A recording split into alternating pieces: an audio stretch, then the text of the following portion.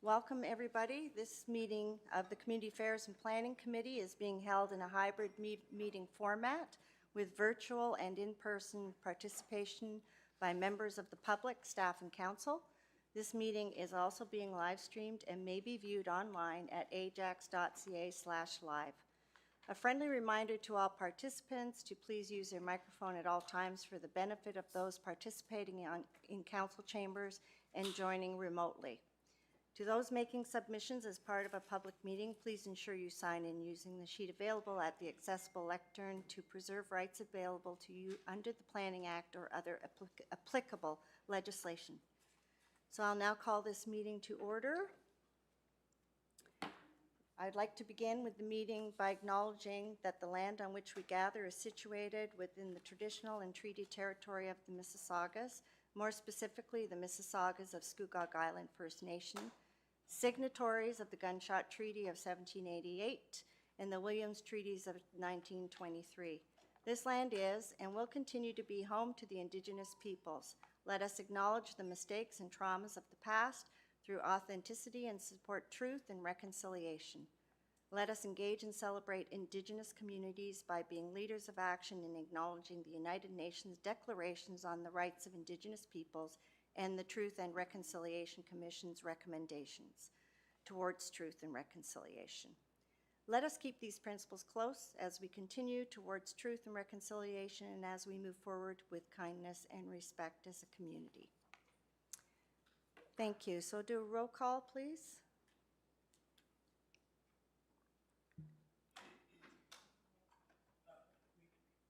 We're good? As soon as we sign it. I'm not seeing it. Okay. So moving forward, I need a mover and a seconder for the regular meeting minutes of September 2nd, 2025. Lee, Sterling.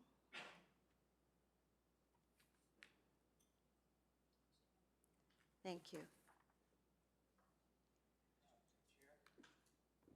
To the chair, just need to request any disclosures of pecuniary interest. Thank you. Thank you for the reminder. Are there any disclosure of pecuniary interest among members? Seeing none. Thank you. And then the vote on the adoption, correct? Yes. So adoption of the minutes of the regular meeting September 2nd, 2025, and we did have a mover and a seconder. So next on the, yeah, thank you. Next on the agenda is the public meeting 4.1. So the official plan amendment application, OPA 24A15, it's a zoning bylaw amendment application Z19/24 for GHD Limited on behalf of the Oxnard Ajax and Company. Do we have a presentation from the planner on this one? Yes, through the chair. Sean Jeffrey will be doing the public you. meeting component for this application. Thank you.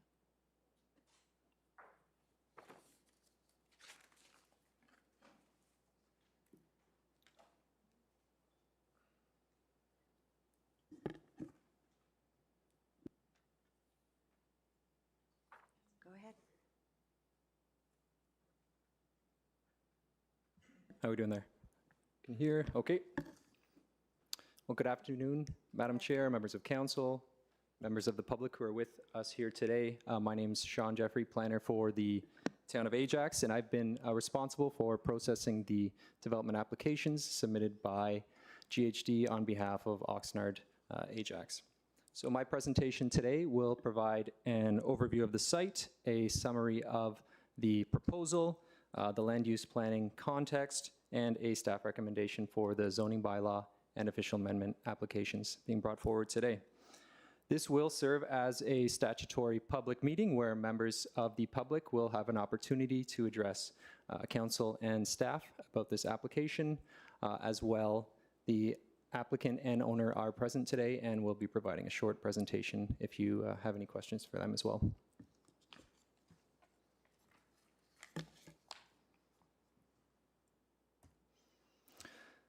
The lands subject to this application are municipally known as 880 Rosslyn Road West and are located at the northeast corner of Rosslyn Road West and Coot Court. The subject lands are surrounded to the north by an intermittent tributary of Irvay Creek on towns owned by the land. Further north are medium-density townhouse dwellings. To the south is Rosslyn Road West and low-density lands fronting onto Bunting Court. To the to the east are valley lands designated environmental protection, as well as Irvay Creek. And to the west are medium-density dwellings and the boundary to the city of Pickering and the town of Ajax. The subject lands are vacant and cleared of vegetation except for a portion along the north and east property lines consisting of vegetation associated with the valley lands of Irvay Creek. This portion of the subject lands are located within the TRCA's regulated area of the Duffins Creek watershed. A maintained emergency access cuts across from the northwest corner to the southeast corner of the lot. This secondary emergency access was a requirement of the surrounding subdivision, and a conservation easement. Looks like we just got a virus maybe here. Okay. A conservation easement exists on title to restrict development on the environmental protection portions of the site.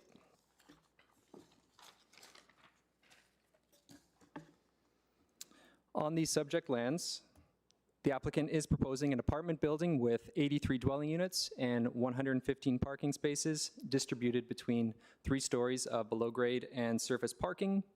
The submission of a site plan application will be required at a later date to facilitate the technical details of the proposal. And to facilitate this proposal, the applicant has submitted an official plan amendment and zoning bylaw amendment application. The lands are designated as high-density residential and environmental protection with area-specific policy 6.15 within the town's official plan. Area-specific policy 6.15 limits the height of a building to 5 stories and the maximum unit count to 70 dwelling units. The submitted official plan application proposes to remove area-specific policy 6.15 and provide the land with permissions of the high-density residential designation, which is currently in place.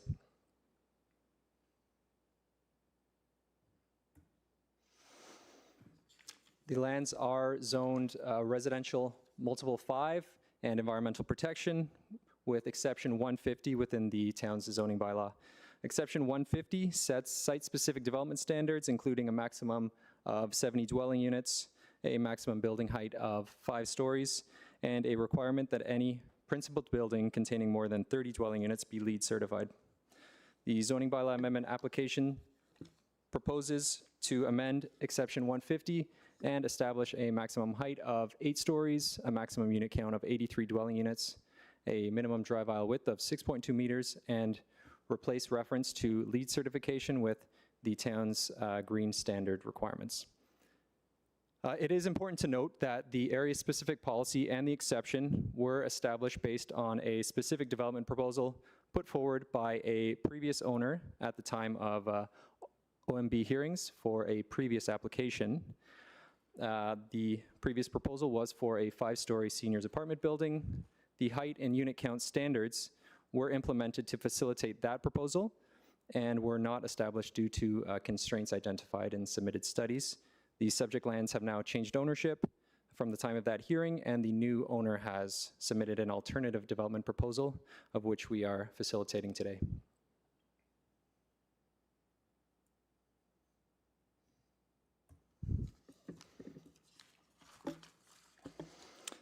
The lands are located along a designated local corridor and were established through a plan of subdivision to be developed as a high-density residential building at the same time that the adjacent medium-density residential lands were established. In accordance with the town's urban design policies, buildings shall be located and designed to establish a well-proportioned street enclosure.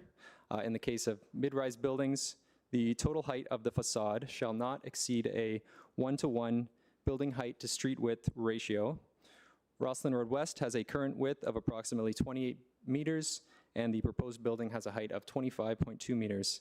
As such, the building conforms to the 1-to-1 ratio requirements.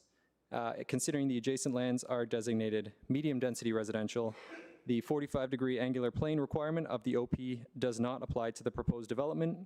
Regardless, building elevations have been prepared to demonstrate that the development will be set below a 45-degree angular plane. Additionally, shadow diagrams were prepared in support of the proposal to evaluate potential impacts on adjacent residential properties as it relates to sunlight. The proposed shadow impacts are considered to be at an acceptable level with negligible impacts to the outdoor living areas of adjacent dwellings.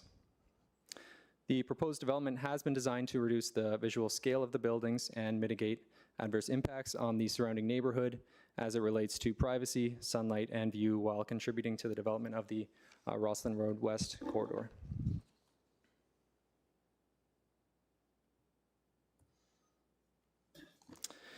An environmental impact study was prepared in support of the original development applications to determine the appropriate development limits and required mitigation measures for the plan of subdivision of which the lands are contained within.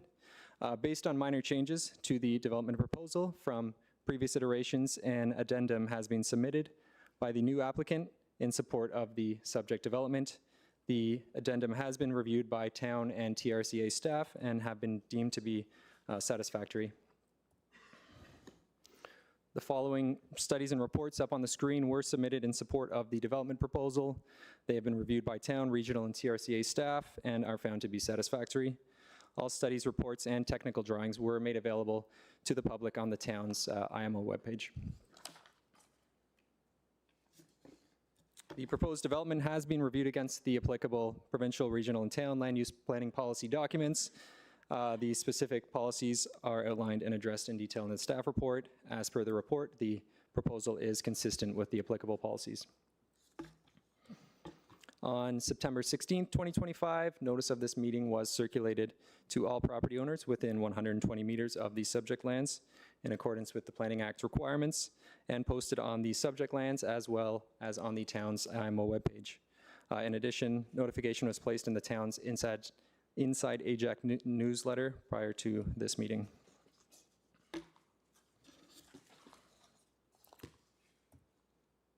Staff have reviewed the submitted development applications and are of the opinion that the proposed development makes efficient use of underutilized land within the town and provides for residential intensification to help contribute towards the town and regional goal of providing a mix of housing types to serve residents of various household sizes, incomes, and ages. The proposed development includes a design that provides for compatible intensification, is transit supportive, and would enhance the streetscape by providing a more pedestrian-friendly environment that would assist with realizing the infill along a corridor official plan policies. Therefore, staff are recommending approval of the zoning bylaw and official plan amendment applications as outlined in the recommendation of the staff report.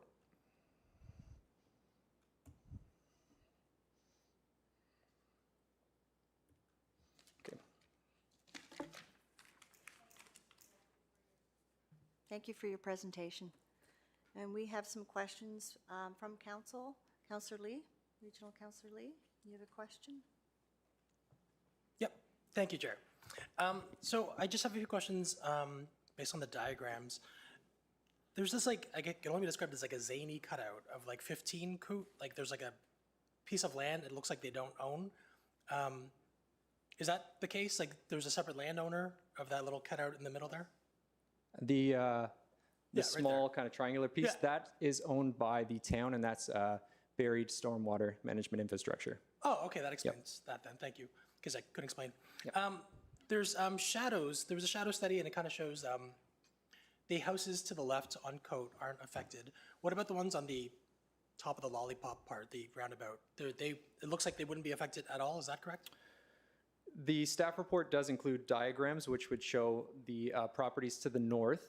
There is a small window around the December equinox where I think it's after 4 p.m. where there's a slight shadow that encroaches into the rear yards, but other than that are untouched by the building shadows. The distance is quite far between the building and those townhouse dwellings. Okay, and then just to confirm one last thing, there would be exits onto Rossland and Coat, or just exit onto Coat, or just exit onto Rossland from the building? So the site would be accessed by Rossland Road West. So you'd make the turn off of Rossland Road and then make a right, Rossland to Coot, and then make a right into the site from Coot Court. So there's no direct access from the building to Rossland. You have to kind of go through the right and a right, right? That's correct. So the site plan does show, where are we here? Go backwards. Nope.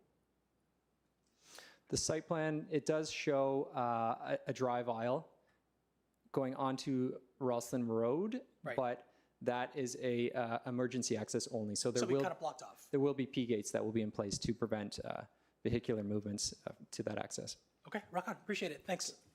Thank you, Chair. Thank you. Councillor Henry? Thank you, Chair. I'm going to start with the first question with slide number 6 that you had up for Regional Councillor Lee, with the green portion showing of the land that was our land, the town land. Yep, right there. Thank you. And in the red outline, that is the land that we are now giving over to this development. Is that correct? Is that what the red outline is? Through the chair to you, Councillor Henry, the red outline outlines the parcel that the property owner currently owns.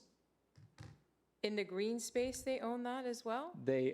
Yes, they do own a portion that is a designated environmental protection, and there is a restrictive easement that's already registered on title, which prevents any development in that area, and there are buffer plantings planned for that area. So there can be no drive aisles, parking areas. It has to be a naturalized area.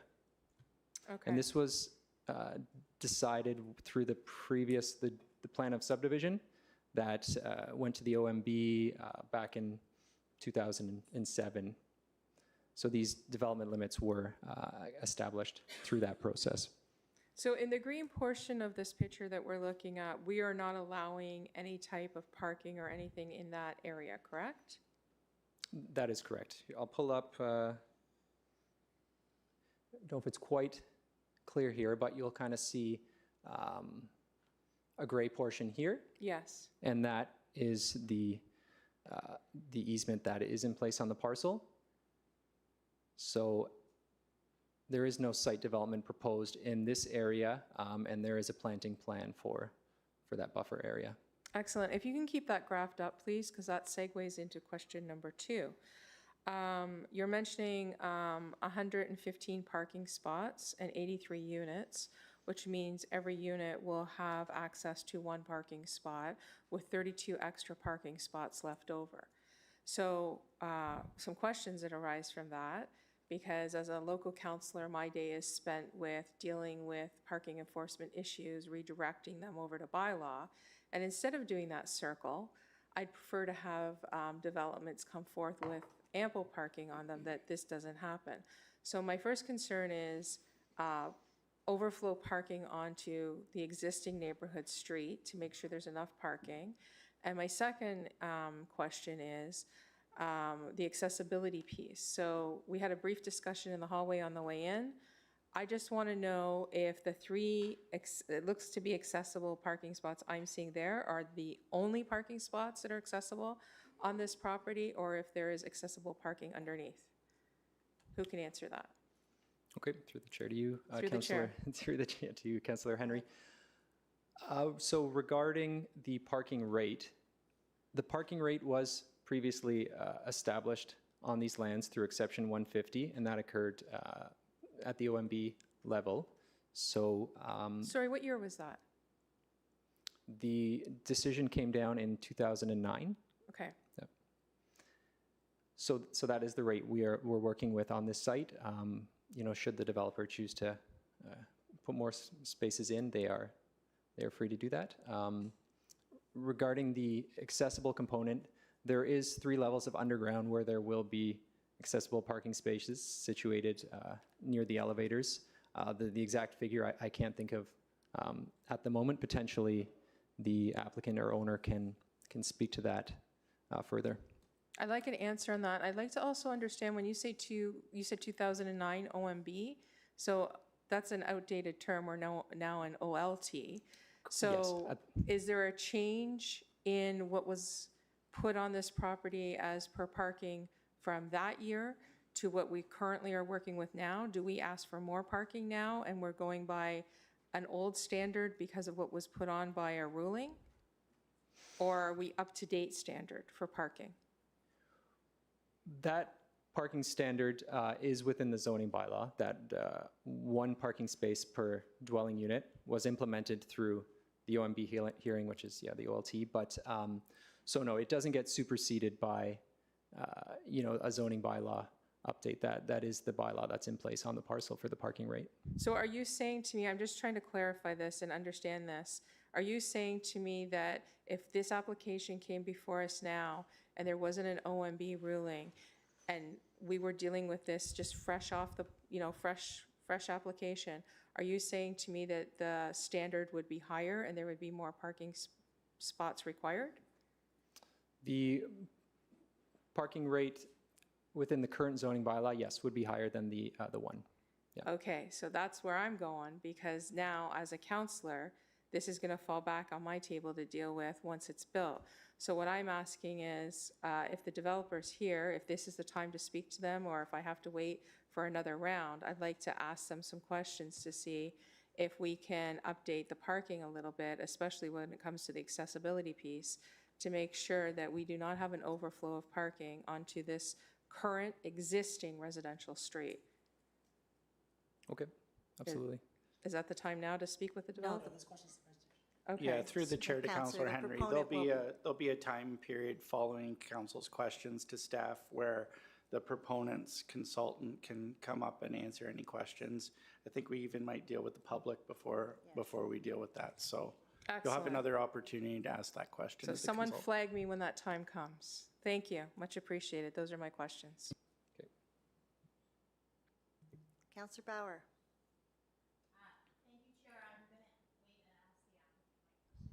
Okay, thank you. Are there any further questions from council? As this is a public meeting, then I'll go to the public, asking if there's any questions. If someone would like to ask questions, do please come up and sign your name over here on the lower podium to your left.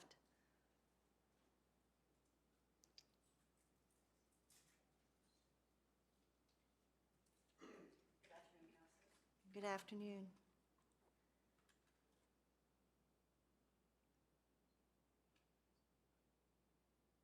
So you can speak at that one. It's probably more comfortable. Thank you.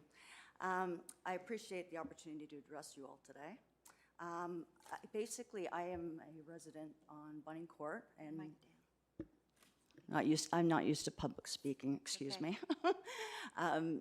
My family and I have resided on Bunning Court since 1982, so it's been 43 years that we've lived there. We are opposed to any escalation in this building as far as height is concerned. I have a few notes here. I don't want to sound too scripted, but we would ask that you not increase the height of the structure. My concerns basically are that it is inconsistent. A building of this size is inconsistent with what is surrounding. I know the developer has put forward the fact that there is medium density. That medium density has only been there several years, but everything else that has been existent around there since the late 70s and built in the 80s and also in the 90s are single-family, low-density, low-rise homes. This is a huge change to our neighborhood, obviously, to allow a structure of this size. Further intensification of this site will also increase the traffic concerns that are existent on this strip of Roslyn Road with the addition of Court. When that street opened up, it's become almost impossible to make a left onto Roslyn Road. Now, this is also exacerbated by the fact that they widened Roslyn to 4 lanes, and the traffic, the rate of speed coming down off of Brock Road onto Roslyn is extremely dangerous. and this is obviously backed up by the fact that there is constantly police officers taking radar at the end of Bunning Court. That never happened before. As I said, I've been living there since I was 12 years old. We never had the photo radar, or so not photo radar, but the police sitting there clocking speed. So with the increase of speed, because of the way the road is now laid out in 4 lanes, it's very hard to make a left. It's also hard to make a right. Now, I appreciate that the entrance is an emergency entrance, because if that opened up, then it would be a complete disaster, because there's obviously no room for an intersection anywhere near there. And there is an intersection at Roslyn, or at Riverside, sorry. I guess my concern is that if you increase the size of this structure and you increase the amount of units in this structure and the corresponding parking, and as the councillor pointed out, overflow parking will inevitably come on to Bunting Court as well, and people are going to be crossing there, it's extremely dangerous. And I think it poses a major significant risk to the motorists and also obviously pedestrians. I would really, really hope that you would carefully consider this massive change to the neighborhood that a lot of us have lived in for 30, 40 years. And I hope you consider what I've said today. Thank you. Thank you. Are there any questions for the delegation? Sir, ma'am, if you wouldn't mind coming back, there's a question for you. Okay, Rob. Thank you, Madam Chair, and thank you for coming here today. It's nice to see you in person. I represent that area, and so does Marilyn Crawford, as you might know. I'm just wondering, and I'll ask you the question, but staff will hear the question. If there was a traffic signal in the future that doesn't quite align with Bunting, but Court across the road, like right now, we know the area infinitely and how that challenge. I try and use my cruise control coming down that hill because you can hit 70 like that. But would that be something that, if that came to fruition, a traffic signal there, would that help with the situation, do you think? With your left and all that, I think? An intersection or a traffic signal obviously will control a lot of the problem there. It will still be challenging because the alignments of the roads being offset. The Court is here, Bunting is here, so the intersection couldn't naturally flow between the two of them. Right. So making a left onto there, if the vehicles are stopped, I mean, potentially it could assist. Anything to slow Okay. down that traffic would assist. I think. Okay, thank you for your comments and for Thank coming you. here today. And we Thank you can so much. talk offline more if you wish, but thank you. Wonderful. Thank you. There's one more question for you. Councillor Henry? Thank you, and thank you for coming here today. I know it can be scary being at that mic. Yeah. My first year here was scary too, so don't fret about that. So I'm not your counselor. I'm the counselor for across the street on Roslyn. But I did want to address when you spoke about police being there recently, more so for speeding and whatnot. That's because of me. So I put in a request to have that done because the residents of the area of Standardville, Hearst, there's a large group of residents there that had made complaints about speeding along that corridor, and as such, I reached out to Durham Regional Police and asked if they could address that and look into it. So that's why you're seeing it there. It's not because of more traffic, or it's because of community concern for the speed limits not being followed. I appreciate So I'm not necessarily worried about a building coming there, increasing speeding. If anything, it would slow it down because of traffic coming out of that area. But I just wanted to assure you of why the police were there, so that you knew and understood it was a residential concern from Ward 2, a large residential concern, and that's why they've been out in that area recently trying to do some traffic calming measures. I appreciate that. Okay, thank you. Any other questions? Okay, thank you. Thank you for your delegation. Is there any other member of the public that wanted to make a delegation on this issue? Okay. So I have, is the proponent here to speak to this? Want to come up?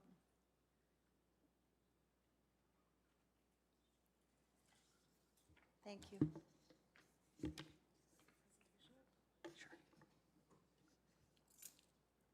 Perfect, thank you.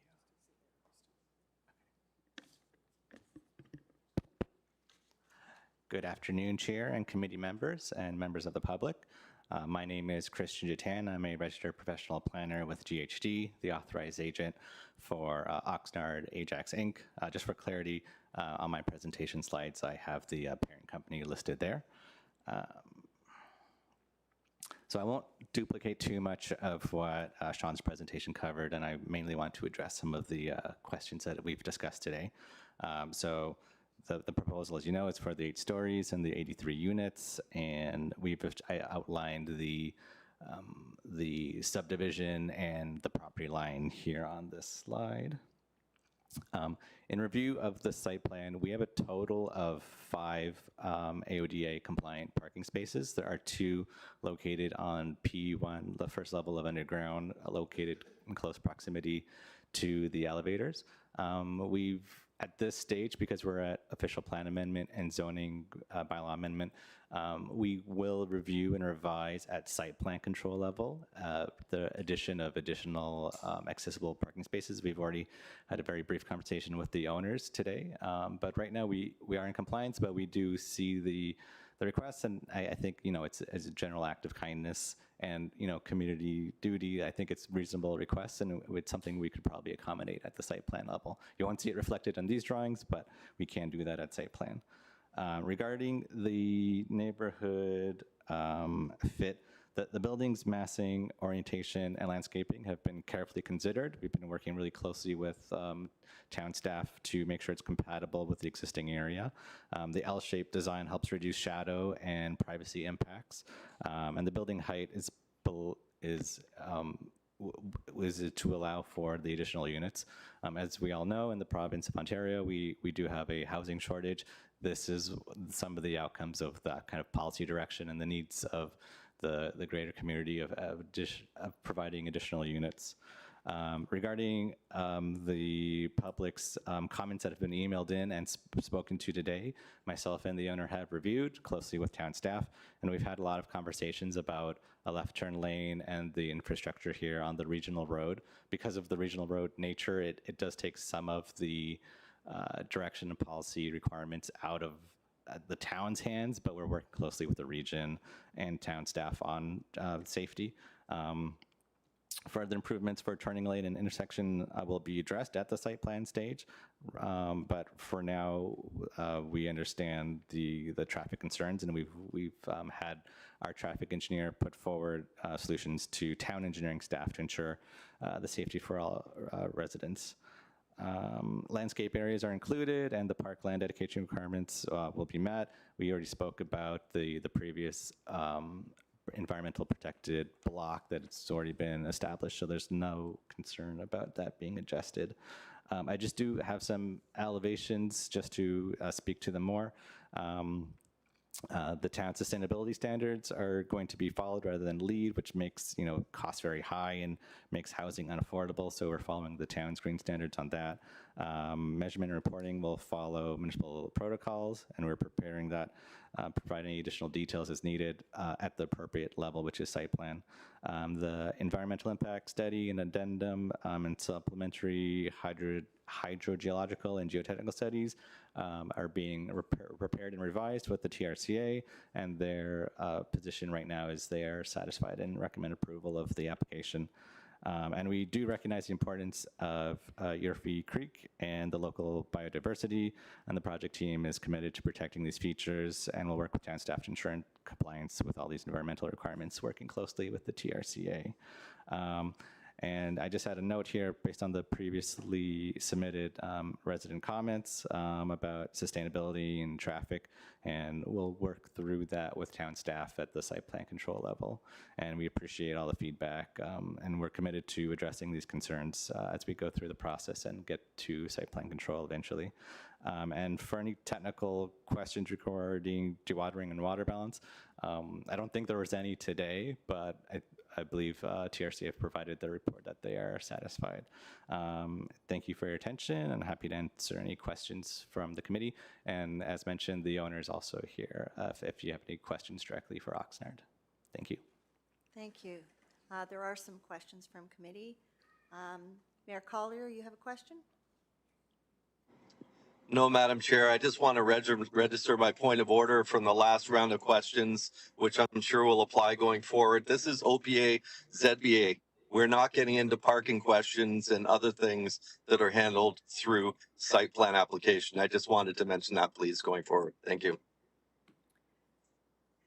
Regional Councillor Lee? Thank you, Chair. I have 5 minutes of parking questions. I hope you don't mind. No, sorry, no, all joking aside. Are these units rentals or condos? I believe they are condo, and yeah, it's based on the demand of the market. We've provided more units, we've provided more parking. There's additional parking spaces, so it's greater than the one per unit. Many families have multiple cars and kids, and while we do strive to meet the green standards of reducing dependency on single vehicle traffic, we know that the requirement of families is sometimes they need additional cars. So as a feature, we have provided additional spaces. I was kidding about the parking. I'm so sorry. I think that was just teasing with the mayor. So they're going to be ideally condos right now. How soon are we going to have, are we going to start building? Because typically this council, this term, we've approved a lot. And, it's not like we can wave our hands and abracadabra. We have buildings, but we actually seem to be at least slow on starts, as we've been criticized by the provincial and federal government. So if we approve this today, can we start early 2026, or what is the plan? Yes, as soon as we have these approvals in hand, we're going to proceed straight to site plan control.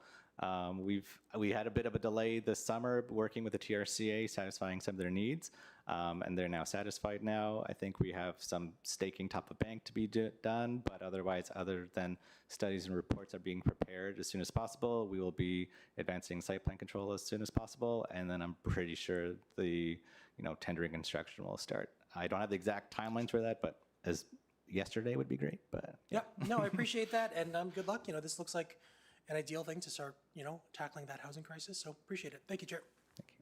Thank you. Councillor Henry? Thank you. So because the numbers were mentioned in the presentation, I do believe I have the right to ask these questions. And I'm just going to come back and say that I really thank you for your comment about a kindness and looking into this and implementation and speaking to the owners, because that does go a long way with the relationship with granting this type of proposal. So thank you so much, and I am in favor of the proposal. I would like to see, something built, somewhere in the town of Ajax. So as long as you're willing to have that conversation, I'm willing to do an approval. Thank you. Thank you. Councillor Bauer? Thank you, Chair Dies. Good afternoon, everyone. Thank you very much, Mr. Jatan and Mr. Jeffrey, for your presentation. Some of my questions have been answered, but I did hear during the presentation about the exception 150 being removed, and it related to the original application was for a seniors residence. And I'm just wondering if you can speak on behalf of the proponent now. Is that still the case for this building? Will it be primarily for seniors, or will it just be for people looking for accommodation? I'll try to answer, but the owner is welcome to approach the podium if they want. But my understanding is just based on the market conditions, based on the economic status we have with our biggest trading partner, it's very difficult to do some of the housing we would prefer to have in the community. I believe the previous owner was probably not able to facilitate it, and that's why they ended up selling the property. Right. The current market conditions, and while I'm not an expert in that, I'm just a planner, they're not allowing for it to happen right now. Now, that's not to say that, 6 months from now, I don't know if it'll change, but right now the current plan is to proceed with condominium and, selling them at a rate that the market is willing to absorb. So they won't be constructed as condos specifically for seniors? At this time, I don't believe the marketing material is targeted toward that Got it. group. Okay. Thank you very much. That was my last question. Thank you, Chair. Thank you. Are there any further questions? Seeing none? Thank you very much, Mr. Jeffrey, for your presentation and answering all those questions. It's appreciated. So we have before us a motion of that the official plan amendment application, OPA 24-815, be endorsed, and that the implementing official plan amendment number 90, as provided in attachment 1 to the report, be considered for approval by council at this meeting. It'll go for approval, at council at its meeting October 20th in 2025. The zoning bylaw amended application also be endorsed, and that the implementing zoning bylaw as provided in attachment 2 to this report be considered for approval by council at the meeting on the 20th of October. So I have a mover by Councillor Sterling Lee and seconded by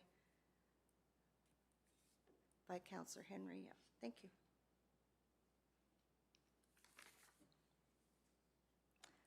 So we're going to move on to our next, sorry, we need you to vote.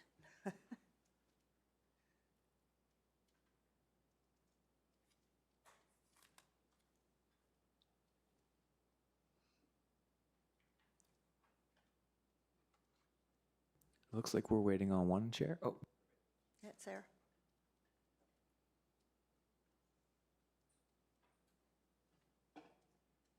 Okay, that's carried then. Thank you. So next on our agenda is the presentation report. And this is on the Ajax GO Station secondary plan. And it's basically a background report on the land use concepts for this area. So I believe we have a presentation.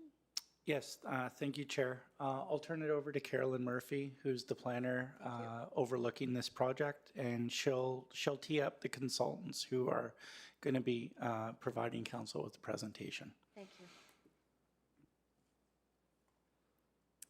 Good afternoon, Madam Chair, members of committee, and members of the public. My name is Carolyn Murphy, and I'm a senior planner with the town. I'm here to announce the town's Housing Accelerator Fund half initiative, the Ajax GO Station secondary plan study. We have hired SGL Planning and Design, Inc. to lead this project along with their team of sub-consultants. I am pleased to introduce Ms. Catherine Jay, Head of Design at SGL Planning and Design, Inc., who will walk you through this exciting project, the work that has taken place so far, and our anticipated next steps to stay on track with our half timelines. Given the nature of this project and the level of detail that we would like to share, the presentation is approximately 15 to 20 minutes long. Madam Chair, I kindly request your permission for some leniency on the presentation time limit to allow us to share this level of detail. I think we're all in favor of that, are we not?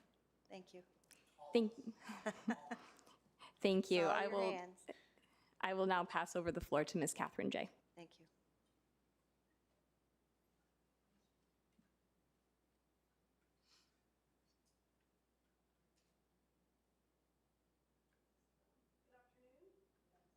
You hear me? There we go. So as Carolyn mentioned, very exciting initiative for you this afternoon. I'll try and keep it as brief as possible, but as she mentioned, while there's been a lot of work going on that we're going to cover today, it really is the beginning of the process. So for this afternoon, talk a little bit about the study area, the purpose, what we've been up to, what we will be up to, background report and supporting studies, talk a little bit about public engagement. We have a draft vision and a set of guiding principles that we're using to guide the study. And then, as Carolyn mentioned, a set of land use concepts that we'll touch on that really start the discussion for the project from here out, and then some next steps. So the study area in white is what we've called the primary study area, which is the Ajax GO Station PMTSA, which is a protected major transit station area.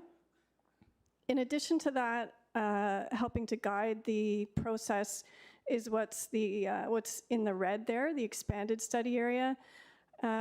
Just looking at lands outside the study area with regards to land use compatibility, transportation connections, any impact from existing land uses on future proposed land uses, as well as any impact of proposed land uses on the existing. So that's what the two different areas delineate. This graphic really sums the study up easily for everyone to see. It's a three-phased study that we're in the process of phase 2. So to date, we've done a lot of background information, supporting studies, as well as we launched a survey on the town's engagement page that I'll touch on briefly. We are here today at committee as part of one of our engagement pieces in phase 2, and we'll touch on the land use concepts and where we go from here. And then once we have a preferred plan, we'll be working on the secondary plan as part of phase 3. To give you an idea, we are the lead consultant, SGL, and as part of our team, we have a number of sub-consultants bringing their areas of expertise needed to put this secondary plan together. Myself, we've been working very closely with Carolyn and the staff team, as well as a project team that's put together that helps mostly with the technical guidance and providing direction on where we need to go in the secondary plan. So as mentioned, as one of the first pieces of work, there was a comprehensive background report, a covering report that went over policy framework, placemaking, urban design, engagement, as well as bringing in a number of studies, land use compatibility, transportation, natural heritage, community infrastructure needs, as well as rail safety. And all of these are appended to the background report itself.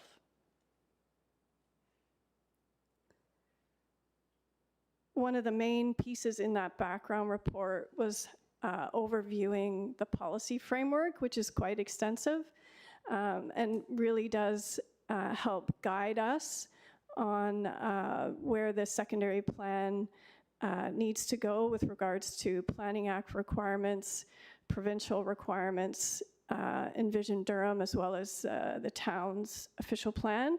Really does set a framework for the transit area, as well as give some minimum guidance from which we can start to build on. Also, in the GO Station area, we're dealing with both approved applications as well as submitted applications. The red represents those that have already been approved to date. The blue represents those applications that have been submitted for processing. And these represent building heights between 45 to 62 stories in height. With regards to public engagement, it's a really important piece of this entire process. We started off phase 1 with a survey that ran August 15th to September 5th. And I have to say that it was very well responded to. We don't typically see these numbers of responses in a survey, so that's excellent news for us because we got a lot of good information from what the public might be looking for as far as what they want to see on these lands. So that was very helpful. We have met with the project team once already, and we will continue to meet with them through the process. As well as after today, we're hoping to have a public open house It's tentatively scheduled for October 22nd, and that will be an in-person event that will happen. So as part of our work that was put in the background study, as well as the survey, was a draft vision statement and a set of guiding principles. And we use these to help make decisions, direct how we prepared the draft concepts. What you'll see is we got responses through the survey on suggestions on how we could improve the vision statement as well as the guiding principles. So we have gone ahead and made some of those revisions, and that's what you see in the underlying text here was the input we received from that public engagement. As well, there's a set of guiding principles. Really, the titles, while they speak for themselves in the report, you'll see a little explanation around what each of these really represents. We use these to guide the components of the concepts that we'll be working on. And as well, we did receive some really good feedback through the survey in the sense that we actually added an additional guiding principle, the one of the inclusivity. Okay, tongue-tied.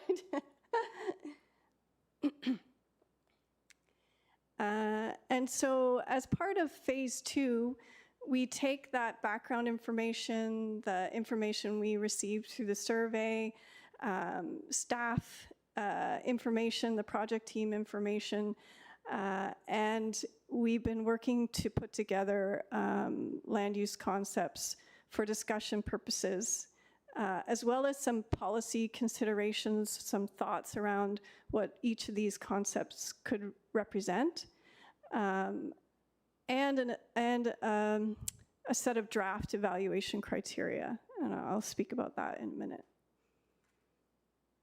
In each of the concepts, there are a set of common land use elements or something that is existing or it won't change from concept to concept.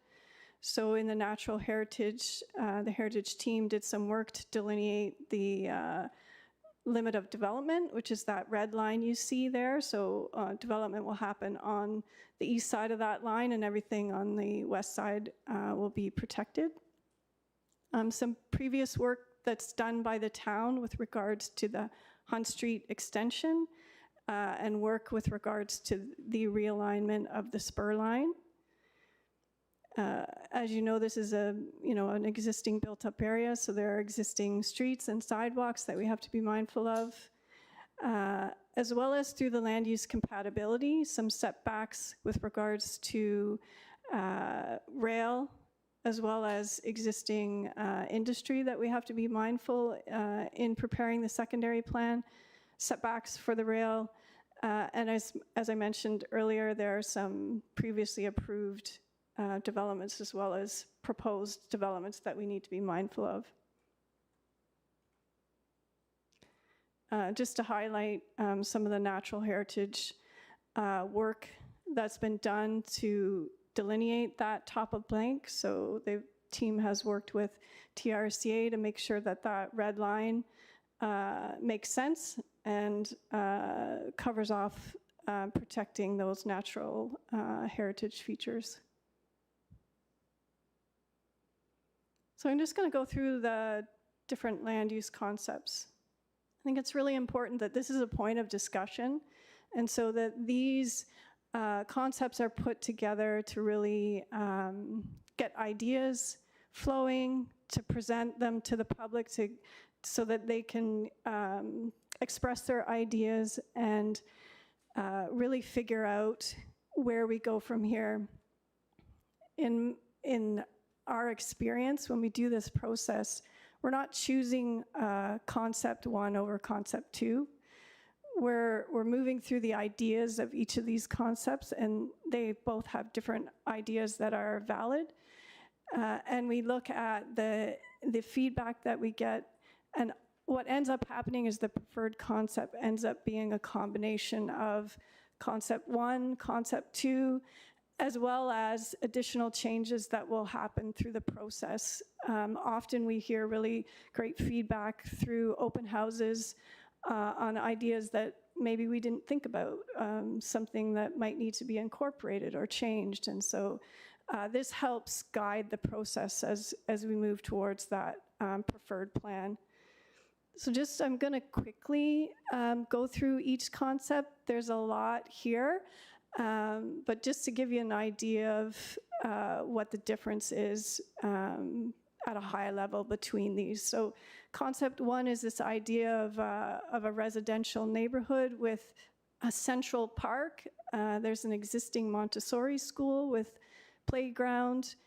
In this concept, we've maintained that and added a public park adjacent to that, really focusing this concept on the natural heritage. So what we're calling a green pedestrian link would run along the natural heritage, acting as an active transportation linkage, recreational linkage, that then you can see at the top here, there's a black dotted line that runs into the NHS. That's a proposed future trail that would provide connections from here to outside the study area.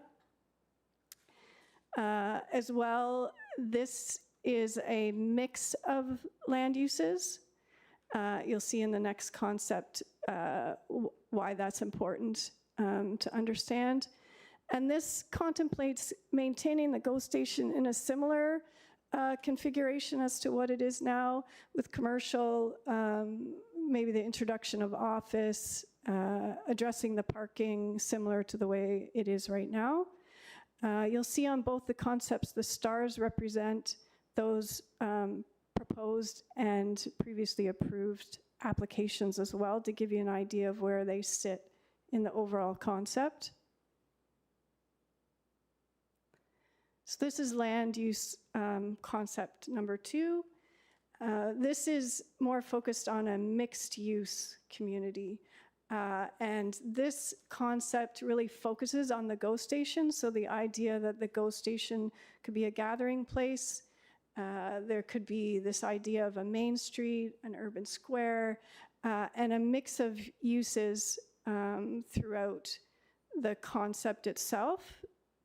The active transportation link runs through the middle of the site here. You can see the green dots that follow along the blue proposed streets, which I'll also talk about.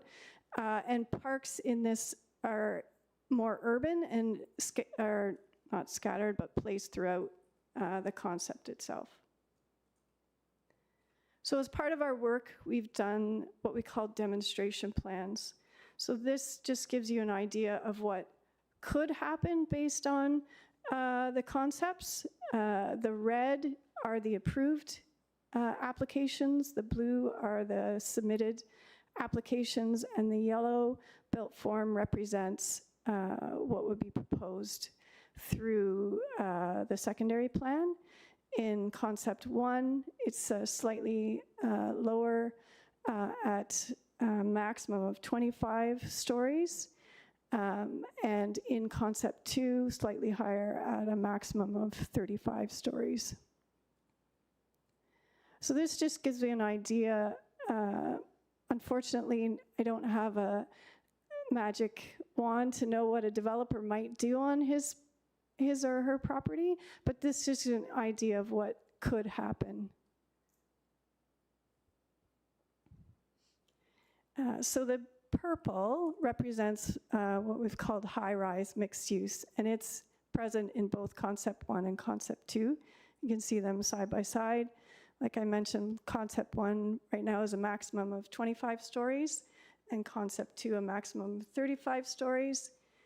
The minimum height just allows flexibility for a variety of building heights. When you're developing a community, you really want to have the opportunity to bring in different building types, heights, forms that really does help address that complete community. And you can see that in concept 2, it's the idea of this high-rise mixed use is a little bit more prevalent than in concept 1.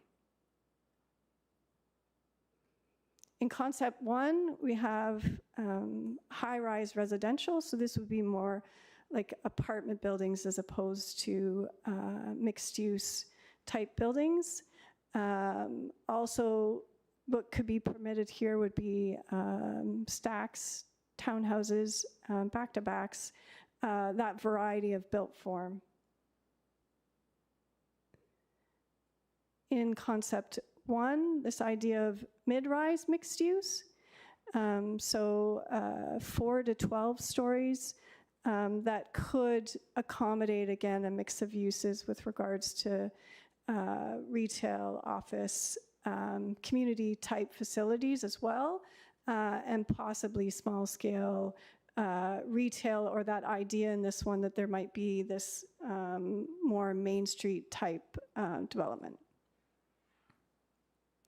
Concept 1, the yellow, represents the mid-rise residential, which is the idea that it could be a mix of uses versus mixed use.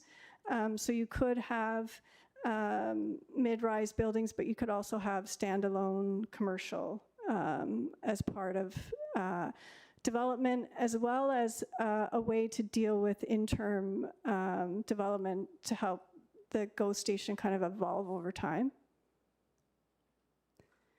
As I mentioned in concept 1, the idea of similar to what is existing there today with regards to commercial, it could be in a different built form, it could have a different mix of uses that better address the needs of the area. As well, what we're calling business area. So with some of the changes with regards to employment lands, there needs to be areas to deal with commercial, office, those auxiliary uses with regards to employment land. So in this option, for 2 reasons: one, to address that, but also to provide a buffer between the existing industrial lands as well to the residential that would be on the east side of Westney. So active transportation is a really important component of the concepts. People living here, the hope is that they would be using the GO train and they would be able to walk, cycle to not only to the GO train, but to the uses, retail services that would be part of the community. Concept 1 has a number of future collector road connections, and that's what you see in the blue arrows, as well as this idea of a green connection or pedestrian connection. As I mentioned earlier, in concept 1, it runs along the NHS. In concept 2, it runs along the center. Sorry, I have that backwards. In concept 1, it runs along the center of the development. Parks in the green. So in concept 1, a larger neighborhood park central to the neighborhood with one down towards Bailey. And in concept 2, the idea of urban squares, so an urban square closer to the GO station, and a park on the east side of Westney as well. As far as next steps, as I mentioned, we're going to be focused on an in-person open house, tentatively scheduled for October 22nd. Based on the input and any additional consultations that we have, we will finalize the land use concepts and policy recommendations, and then we'll be turning our minds to that preferred concept. We need to bring that preferred concept back to committee and council for its blessing so that we can then work on the secondary plan, because that concept is what guides the policy preparation and direction. And as well, we'll be doing engagement as part of phase 3 as well. Thanks. If there are any questions, I'm happy to answer them. And there are some for you. Regional Councillor Crawford? Thank you, Madam Chair. This concept blows my mind. I can't even put it in context of our GO train. But anyway, so my biggest concern is there seems to be, there's numbers of height of buildings that are kind of being thrown out here randomly. So in the report, it talks about 35 stories.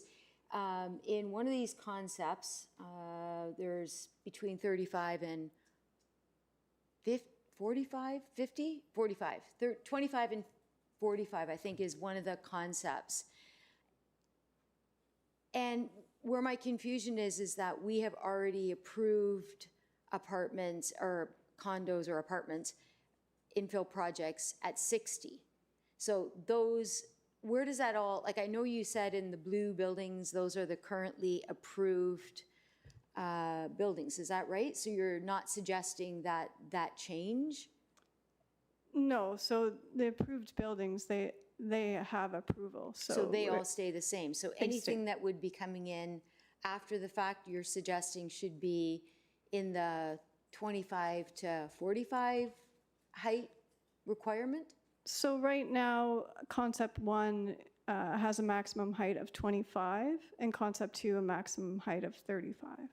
And I'm assuming that any mayor directive would change that. But, sorry? If I could, through the chair to Councillor Crawford, I think as Catherine has pointed out, this is a starting point to start the conversation. There's also been a recognition of approvals and potentially submitted applications for this area. So it's really about taking all of those factors, all of those approvals, all of these heights. I think 25 is the first concept. You could almost see it as like, if we generally maintain the status quo with the existing official plan, we're going through an official plan review, this is kind of what the lay of the land would look like. Concept 2 is the evolution of that. But either concepts, factoring in these approvals, the mayor's directive, 190, 493, the southwest or southeast corner of Bailey and Westney, some of the other proposals that we've kind of engaged with property owners over time with that intel. And honestly, where will we end up? And that's what really this is, a kickoff of that, factoring all of that stuff in. We need some concepts to start the conversation, to get the input, whether it's from council, the public, stakeholders, property owners, the residents of the town, users of the GO train, of the GO station area, and then start building upon those. That's really the exercise here that Catherine's laid out for council. Okay, so the current sites that have been approved are not even factored into this. That is just going to happen, correct? They're factored in the sense that we're aware of them and they're existing, they're approved, and how do they work into the overall concept for the GO node area. Okay, so we did have an email about proximity to the rail. I'm assuming that in other transit hubs, there's a standard to how close you can be to rail, is that correct?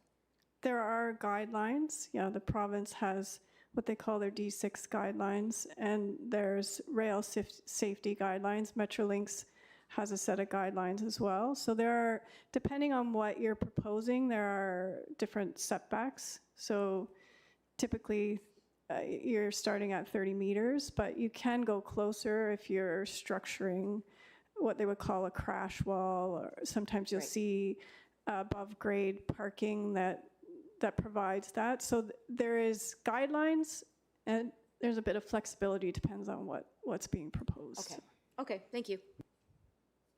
Thank you. Councillor Henry?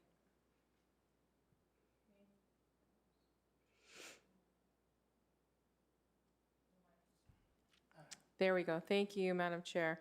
So through the chair, my question, if we can go back to your slide 14 and 15 and just, sorry, 15 and 16 and just take a quick gander at that. When we look at the green space on slide number 15, we're seeing 2 green spaces there. Who owns that property currently? That's proposed park property, correct? Future Yes. green space? Yes, through the chair to Councillor Henry. Yeah. Who They're- owns that? They're privately owned, like the park at Bailey, that's the Nissan dealership, I thought so. right? So So- again, these are concepts for a future land use plan for the future development of this area over the next 30 to 50 years. But once we approve this as a council, what we're then saying is that, hello, owners of this land, congratulations, we've put like an embargo kind of on your land where you can only develop so much of your land and the rest we're going to take from you and create a public space, correct? Like we're putting a Through limit the- on their Through the land. chair to Councillor Henry, we're not taking anything from anybody right now. But And that would, in the fullness of time, these parks, these streets, the development blocks will all be developed in the fullness of time. This plan, and I can hand it off to Sean because he can probably get into it a little bit more than I can.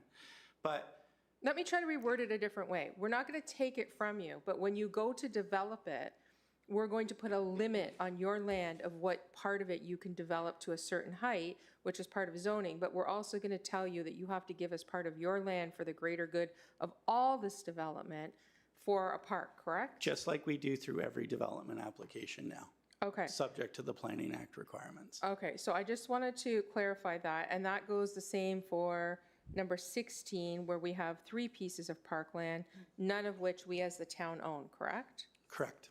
Okay, so then I guess my next question goes to when I look at the height in, let's say, 17 and 18, why is it determined that, like, it's kind of like a Lego? I'm looking at this like Legos, and it's like up and down and up and down.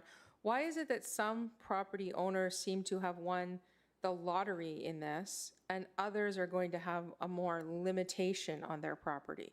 Why is that? What's the justification for that? Help me understand that. So when we're preparing the concepts, we're mindful that we're not looking at property lines per se. We will get into a bit more detail in pulling together the preferred concept on what makes more sense with regards to property lines, but you really shouldn't be focused on property lines if you're designing an overall community. So each concept looked at what goes into making a really great community, what goes into creating that sense of place and the different components that you might need, in this case, to access the GO station, to want people to live here, right? You want it to be a neighborhood. So the different components, so for example, the idea in concept 1 was that we've got these existing buildings that we have to deal with. So we've placed what our proposed height is right now in location to those existing applications. So while it looks like that, it's not that they're just randomly placed. So for example, when you look at concept 2, the center of the plan is where you see a lot of the height. So you'll see those 35-story buildings clustered in the center, and then you're transitioning down from the center. And I understand that. I see that. I see that you're coming up and you're transitioning down. I get that. But I guess my question is, why is that the concept? Why are we looking at such varying heights throughout this whole proposal? Why aren't we going in and saying, okay, 45 is, I'm going to just throw out 45. 45 is the standard for this area. If you want higher than that, go to the mayor for a directive, but this is the standard, or 35 or 25, whatever it is. Why are we, like, it kind of feels to me like there's a land lottery, if you will. So, you know, my neighbor right next door to me might have just won the lottery because he can go up 45 and I'm stuck at 25. And it's not a stuck because maybe 25 is the acceptable for that whole entire area. But it's why is it there's such a limit from me and my neighbor? Where's the equality in that for the zoning? Why isn't it a standard that we're seeing throughout that area?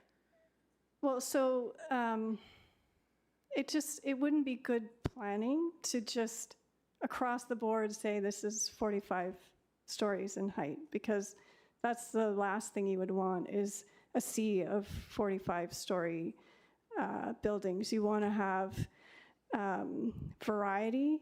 You want to have permission so that there's flexibility with a little bit of certainty of what might happen on those lands. So that's why you see the range, so that you could have a maximum in some areas. I think. But as a landowner, you're not necessarily seeing this as equal. Do you understand what I'm saying? Like, I hear what you're saying. You're saying to me, Counselor, this is good planning, but I'm saying to you that if I own that land, which I own no land there, I just want to make that clear, just for anyone watching at home. If I own that land, I'd be looking at that like, that's unfair, because I can only build so many stories, yet my neighbor next door, Joe, just, increased his value of his property by, 10 times over.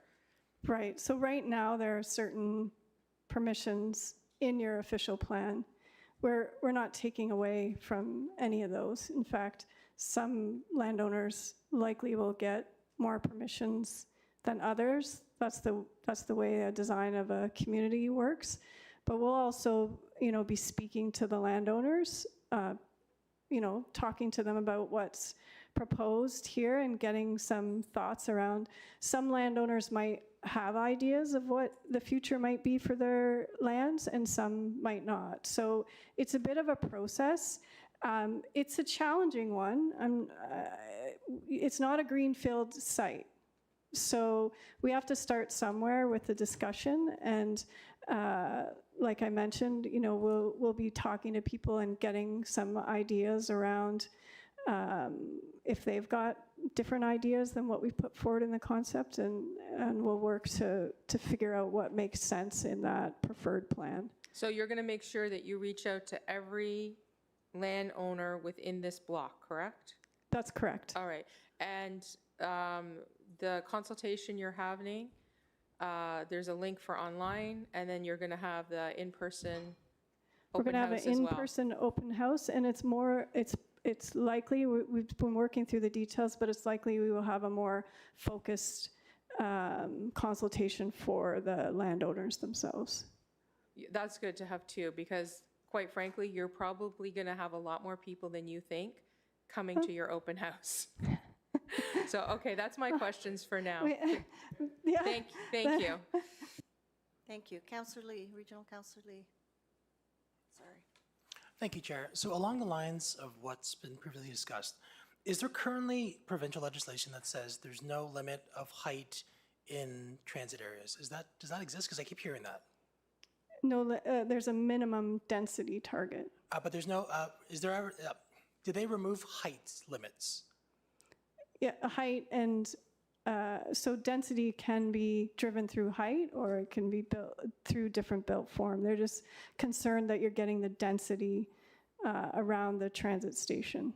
So I guess this acts as a guideline for, like Mr. Romanescu said, over the next 30 to 50 years of just like what we envision happening at this moment, this section of time. But in theory, if things change and if somebody wanted to be a cowboy and build to 100 stories, just as an example, and it was passed through mayor's directive, like this document, there's nothing in this document preventing that. Is that correct?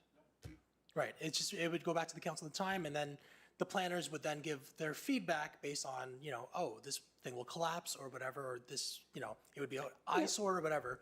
But there's nothing that stops councils ultimately through the current legislation of just putting up giant towers as needed, correct?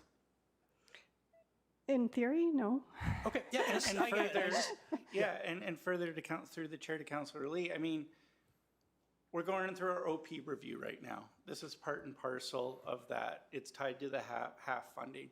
But we're going to have to update our OP again in another 5, 6, 7 years, depending on that.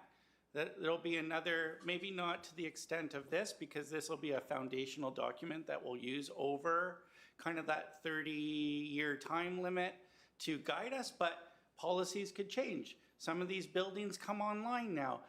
ownership changes, different ideas change. So we're just trying to provide as much flexibility in this area as possible.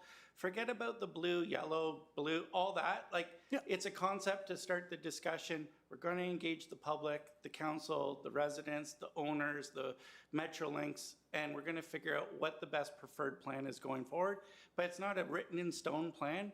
Things evolve over time. Councils As they change, did with desires previous change. OPs. Yeah. Look, we just went through the last 2.5 years of legislative changes and planning policy changes and regime changes and planning act changes. Who knows what's going to happen again with a version of government in the near future? So it's an evolution. It's an evolving guideline. Exactly. But we're not necessarily bound to this in any sort of way, correct? Correct. All right. Appreciate that. Thank you, Mr. Morowski. Thank you.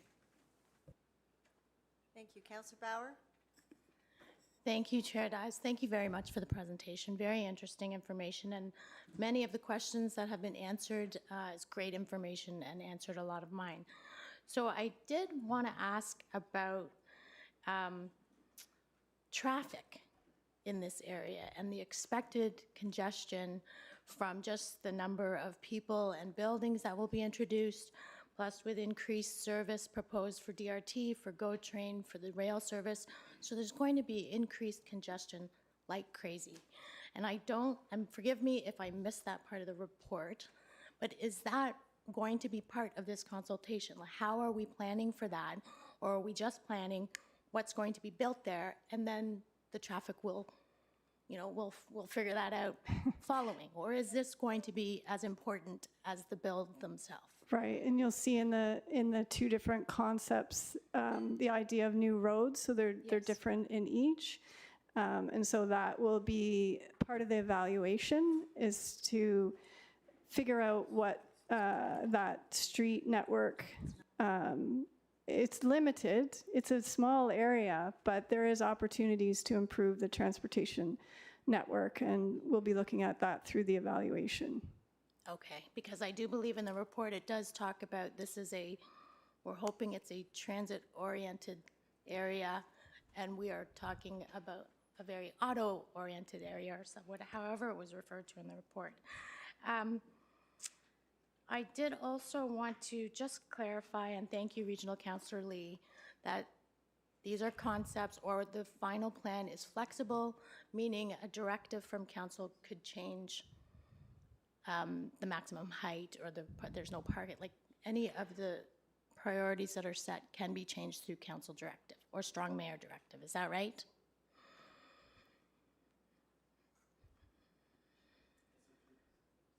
Joanne, can you turn on? Mr. McCullough would turn his mic on. There we go. So through you, Madam Chair. So yes, there would be the process. Landowners could apply for official plan amendments if in the future that they weren't aligning with our vision, but we would hope that the vision would, at least on the ground, kind of support what that emerging community would look like. Right. The other aspect to all this too is we do, as part of this process, we do have to get approval from the province as well. So there would be a lot of consultation with the province, because ultimately they would have the feedback or the approval authority over this plan for this area. Okay, thank you. And could you again talk a little more in depth about what the consultation process you're planning to have? And it's great to hear there will be for all landowners and a more focused one for those developers, if that's what you said. But I think some of the concern is, this report will be whatever happens today will be ratified at council, and the open house is not planned until after council. Like, just sort of what are you planning to make sure that everybody who hasn't told you what they want will have that opportunity to tell you what they want? Right, so really today is for information, right? We're not looking for any kind of decision. Is really the big kickoff, and to get the blessing to go to the public from committee. The intent would be an in-person public open house for the general public on the concepts and the work that's been done to date, really moving it from that step of the survey into what's happened. And we would do that, as well as, like I mentioned, we're looking at more focused consultation with the landowners, as well as, if requested, with councillors themselves if they want further consultation as well. Okay. So we would be doing that for phase 1, and then we would be doing a similar type engagement for the preferred concept once. So it'll be a similar process to get us to that point. Right. And then we would be looking for similar direction to have consultation on that preferred plan as well. Okay. So lots of opportunity for engagement. Excellent, thank you. Okay, no, I think that's it for now, and I think some of the worry or concern or comment just about concept 1, maximum 25, concept 2, maximum 35. I think, you know, back when I think the first mayor's directive was for 2 60-story towers, and the concern at that time was we were setting a precedent for that whole strip. And I think many owners could have that same feeling. So I'm glad to hear this is this is just to start the conversation to sort of see what is being planned there or what would be the best plan there. Right. So that's not a question, it's just a comment. Right. But if you have And a comment back. I would just say that height is only one piece of this whole secondary plan.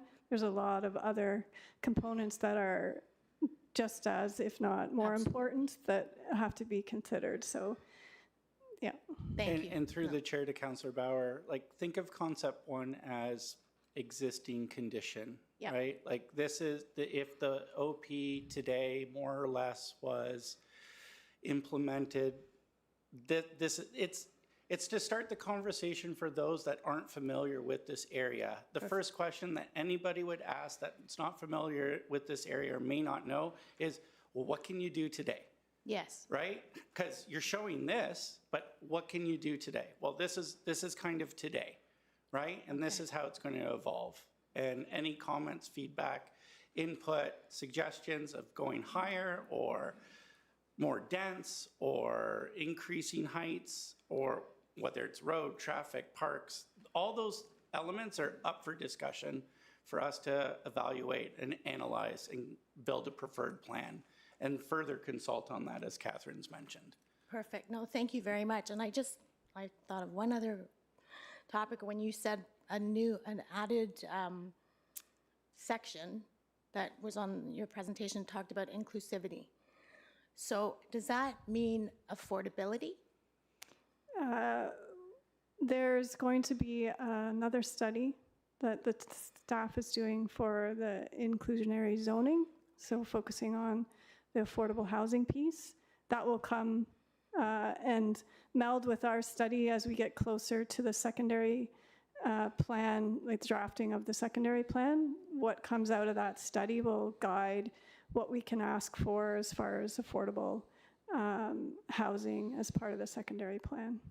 Okay, thank you, Mr. McCullough. Yeah, so through the chair to Councillor Bauer, so the town is currently working on an inclusionary zoning bylaw. Yep. So that is one of our other half initiatives that we have to complete by the end of next year. So that one is underway.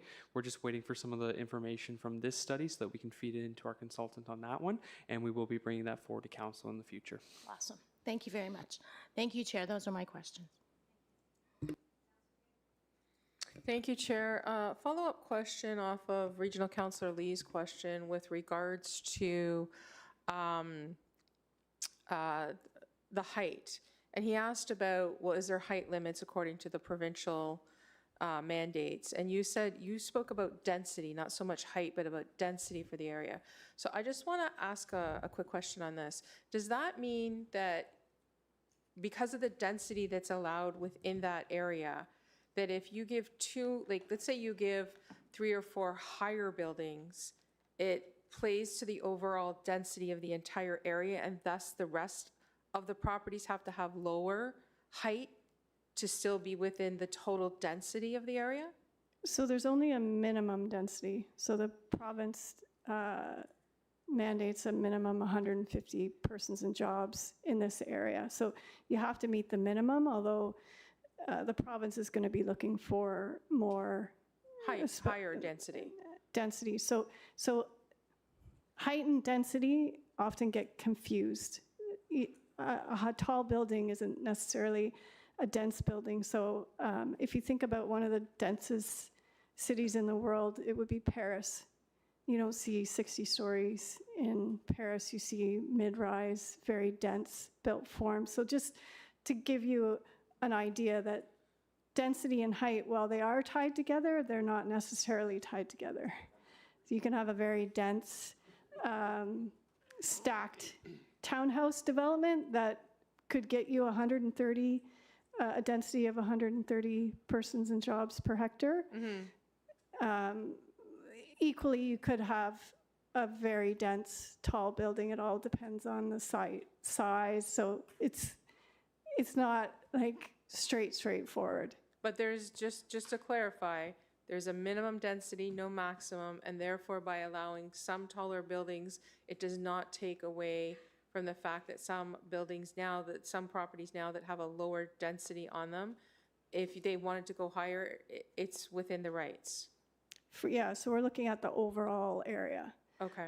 But you have to remember too that that density drives a bunch of other components. So transportation, community infrastructure, you know, with tall buildings comes a lot of shadowing. So, you know, where's the real location for tall buildings? So in concept one, we were mindful to keep the Montessori school and that park adjacent to the NHS with the tall buildings on the east side so that you don't have shadowing on those public structures. So Quality of life.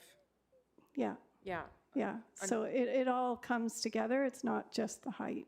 And will you, my final question, will you be in your consultation process doing anything at the GO station to alert our transit users that this is something that's before council, and that way that they can respond to the survey or come to the meeting? Will you be doing any type of publication? Because it's a lot of people at the GO train at one time, right? So it's a great opportunity to get that feedback from the community. Will you be doing something like that? It's definitely something we can talk to staff about. Okay, that's my last question. Thank you. Thanks. Thank you. Mayor Collier? Thank you, Chair. And just, I was approached by some people that had wanted to make delegation on this and were declined when they made their application. I told them to show up because I thought this was part of the public. So I'd be happy to waive the rules to allow some of the landowners to speak to this if they wanted to, if now would be the appropriate time.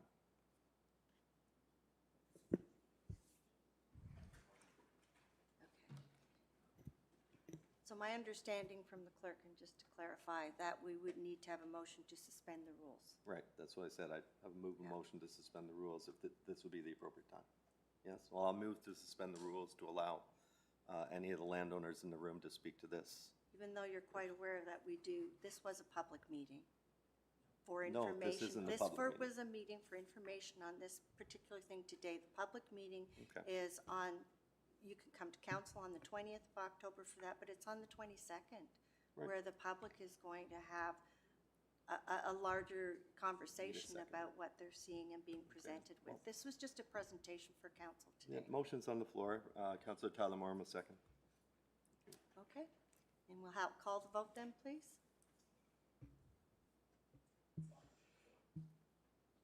Yeah, We're going to clear and run it again. Thank you, Chair.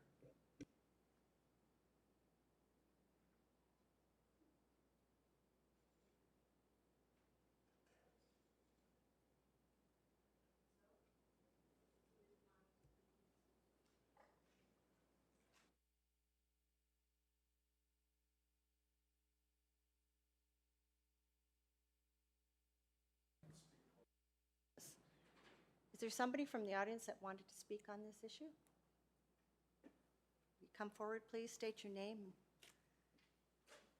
and put your name right down on the lower tier sort of podium. You can write your name there.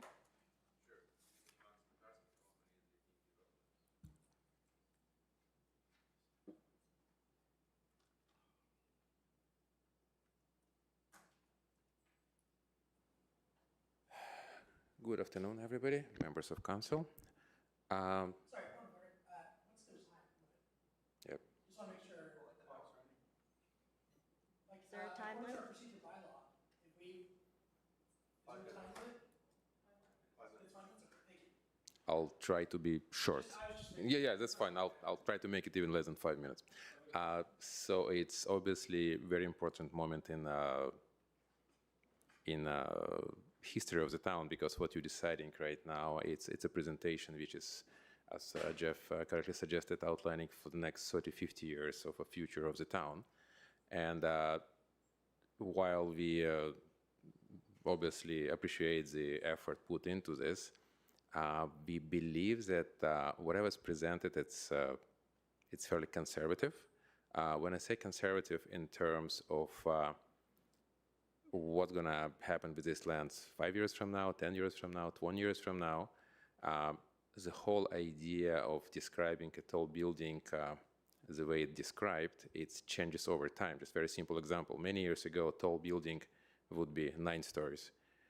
Then it's become 25 stories because technology changes, the way you build buildings changes, the cost effectiveness and affordability criteria all goes into it. Nowadays, everybody who is putting tall buildings, if they're not artificially limited, all the applications around the GTA coming at least 50, 55 stories. So when we looking at the plan saying this is our vision for the next 30 to 50 years, and yet buildings are limited at 25 to 35, this is not exactly the way it's supposed to be as far as we understand. There are some other, I believe, some kind of flaws in design. For example, for argument's sake, as was mentioned, one of the parks is proposed to be on lands belonging to Nissan dealerships right now. So when somebody proposing to have a park on their lands, it removes any incentive for them to develop their lands anytime soon, because obviously the dealership generate way more money than the park going to generate for them. So instead of creating opportunity for the future community to have and enjoy the park, now this park, if ever going to happen many, many, many years from now. Even when it's going to happen is it's going to have exposure to the main street, whereas it would be way more logical to have it kind of inside, on a kind of surrounded by the building, to have it way more safe for anybody using this park. So what I'm trying to say is there is many different MTSAs in Durham region, and Ajax have probably one of the smallest one geographically, because there's a lot of constraints with the highway and the railroad and natural creatures on the side. And if you take a look about what is being proposed in all the other MTSAs, at least many of them, they have way more ambitious plan to what they're proposing. One of the examples would be Curtis MTSA. They have 40-story height limits for their building, and the only reason why they're limiting it's 40 because they're in a flight path of the Oshawa Airport. That's the only limiting factor. Originally, they wanted to go with 50, then they did study, realized 50 is too tall, they have to limit it to 40, but they just show you the kind of the idea and approach all the other municipalities are taking, which is also being supported by province, because obviously province trying to make sure that these very valuable pieces of each town, each municipality being developed to the full extent. You only have one GO station, whereas so happen to be nobody is living at the moment. There is no single family detached anywhere. So in this sense, it's way less restrictive from point of view of 45 degrees angular planes, shadow, noise, anything else. If you ever want to direct all of the intensification in a town, and naturally that's the area where will be path of less resistance for anything else. So I'm not sure if I'm representing feeling of all the stakeholders in the area, but we believe that this plan is not overly ambitious, to say the least. That's the end of my presentation. I'll be happy to take any questions if there are any. I don't see any. Thank you for your delegation. Thank you. Is there anybody else from the public that wish to speak? Mr. Glass?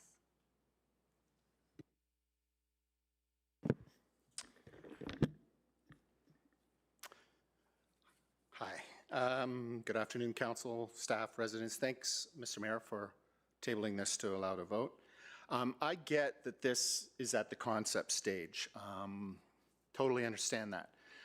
However, the 696-page comprehensive report and the fact that we're in phase 2 says that this is well beyond just concepts.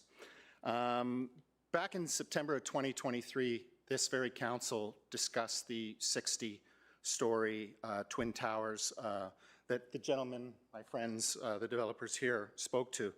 And there were a lot of concerns raised at that time about unusual process, lack of planning, lack of staff support, minimal public engagement, density, affordability, green space, infrastructure, and I don't think any of these things are changing based on what I am seeing. I thought Councillor Bauer summed it up perfectly when she said, the projects in this concentrated area feel like overdevelopment without meaningful public consultation or commitment to affordability. We just heard that affordability isn't a guiding principle in this, but I've heard this council speak repeatedly to making affordability in Ajax a focus. Why isn't it a key guiding principle, and why is it going to have a secondary study when there's been a 696-page report, comprehensive report, already done? The land use report makes no mention of affordable housing, and the report also avoids density in terms of population, but the math is very revealing. Page 13 for concept 2 speaks to roughly 17,800 units. If we assume 2.5 people per unit, that's more than 40,000 new units in less than 1 square kilometer. 40,000. It's like fitting all of Stouffville's population into this small space. Where are the details on traffic, infrastructure, services, parklands for the tens of thousands of residents? If that little square space, a square, an urban square, is parkland, whoa. The report, the comprehensive report also includes studies, but it highlights many challenges. Page 66 says that Westney Road South and Bailey Street already operate at unacceptable levels. Page 67 says infrastructure has major gaps. Page 68 says the impacts, to go to Lisa's question, the impacts on traffic, services, and active transportation will be evaluated in phases 2 and 3. In other words, this comprehensive report is incomplete by its own admission.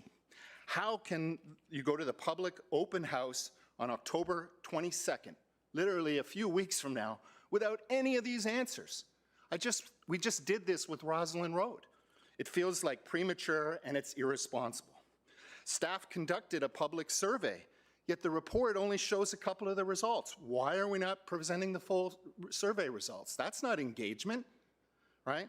2 years later, the same concerns raised are likely unaddressed in that as well. I'm not against growth, but growth must be responsibly planned. The way to do this is to let data and analysis drive decisions. What can the area and environment sustain? What can we afford? What will improve livability, to speak to Nancy Henry? Right now, it feels like the goal is simply to meet a housing unit target. That isn't planning. The report and presentation earns high marks for visuals, like seeing the amount of buildings and all that, and people-centered and climate resilient, but it doesn't show any transparency. We didn't hear anything about population in the presentation today. Residents deserve better. Endorsing it now seems like just sort of signing a blank check. Yes, I know there's more process to go through, and we can hope for the best. Councillor Lee said in 2023 that if 5 members of council are not satisfied, you have the power to ask, right, to push back. Use that power, right? I'm hearing some of those same things here, these themes, that the mayor could take these concepts and just override them outright later on with strong mayors and such. So what's the purpose of having a council? How many units are going to be affordable of the 17,800? Who will pay for the infrastructure without burdening taxpayers? What will the impact be on traffic, services, and parkland? Where's the survey results? Growth isn't the goal. Isn't a goal, it's a responsibility. Let's ensure that the decisions are guided by data, analysis, and real community needs, not just targets on a page. That's responsible planning and protection for Ajax residents. So please, don't endorse this and don't take this to the residents on October 22nd. This is way premature. You don't have the answers, and you will justifiably put these people in a really awkward spot. Okay? We need answers. Thank We've you. run out of time, but thank you for your presentation. And just to remind you that we're receiving this information today. That's it. Okay? We're not adopting anything. It has to go out to the public for public input.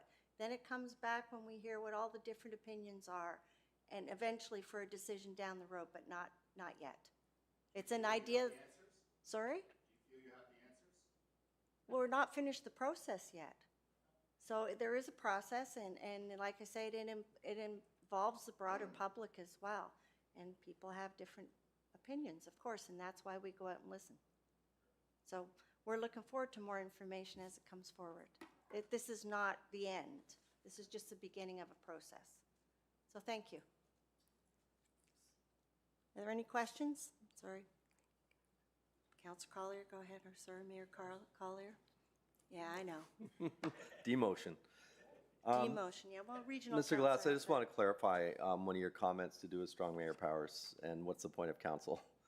I've used strong mayor powers and mayor's directives probably a couple of dozen times since it came out. Every single one of those has passed on majority. You're aware of that?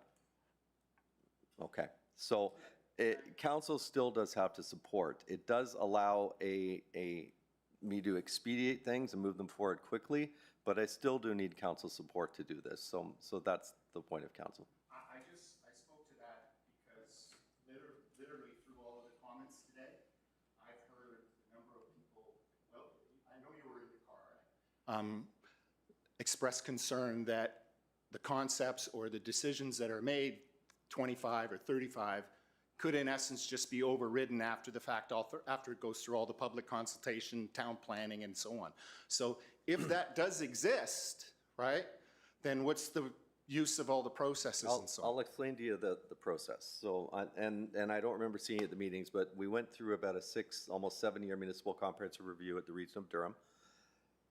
Went back to, when did that start? 2016, 17, something like that? Like, it's a long, protracted process. That was approved about 3 years ago. It took 18 months for the province to approve. So now the regional official plan is approved and has been approved for about 2 years, year and a half. So we just haven't updated our official plan yet to be in conformity with the regional official plan. So all of this stuff can happen anyway.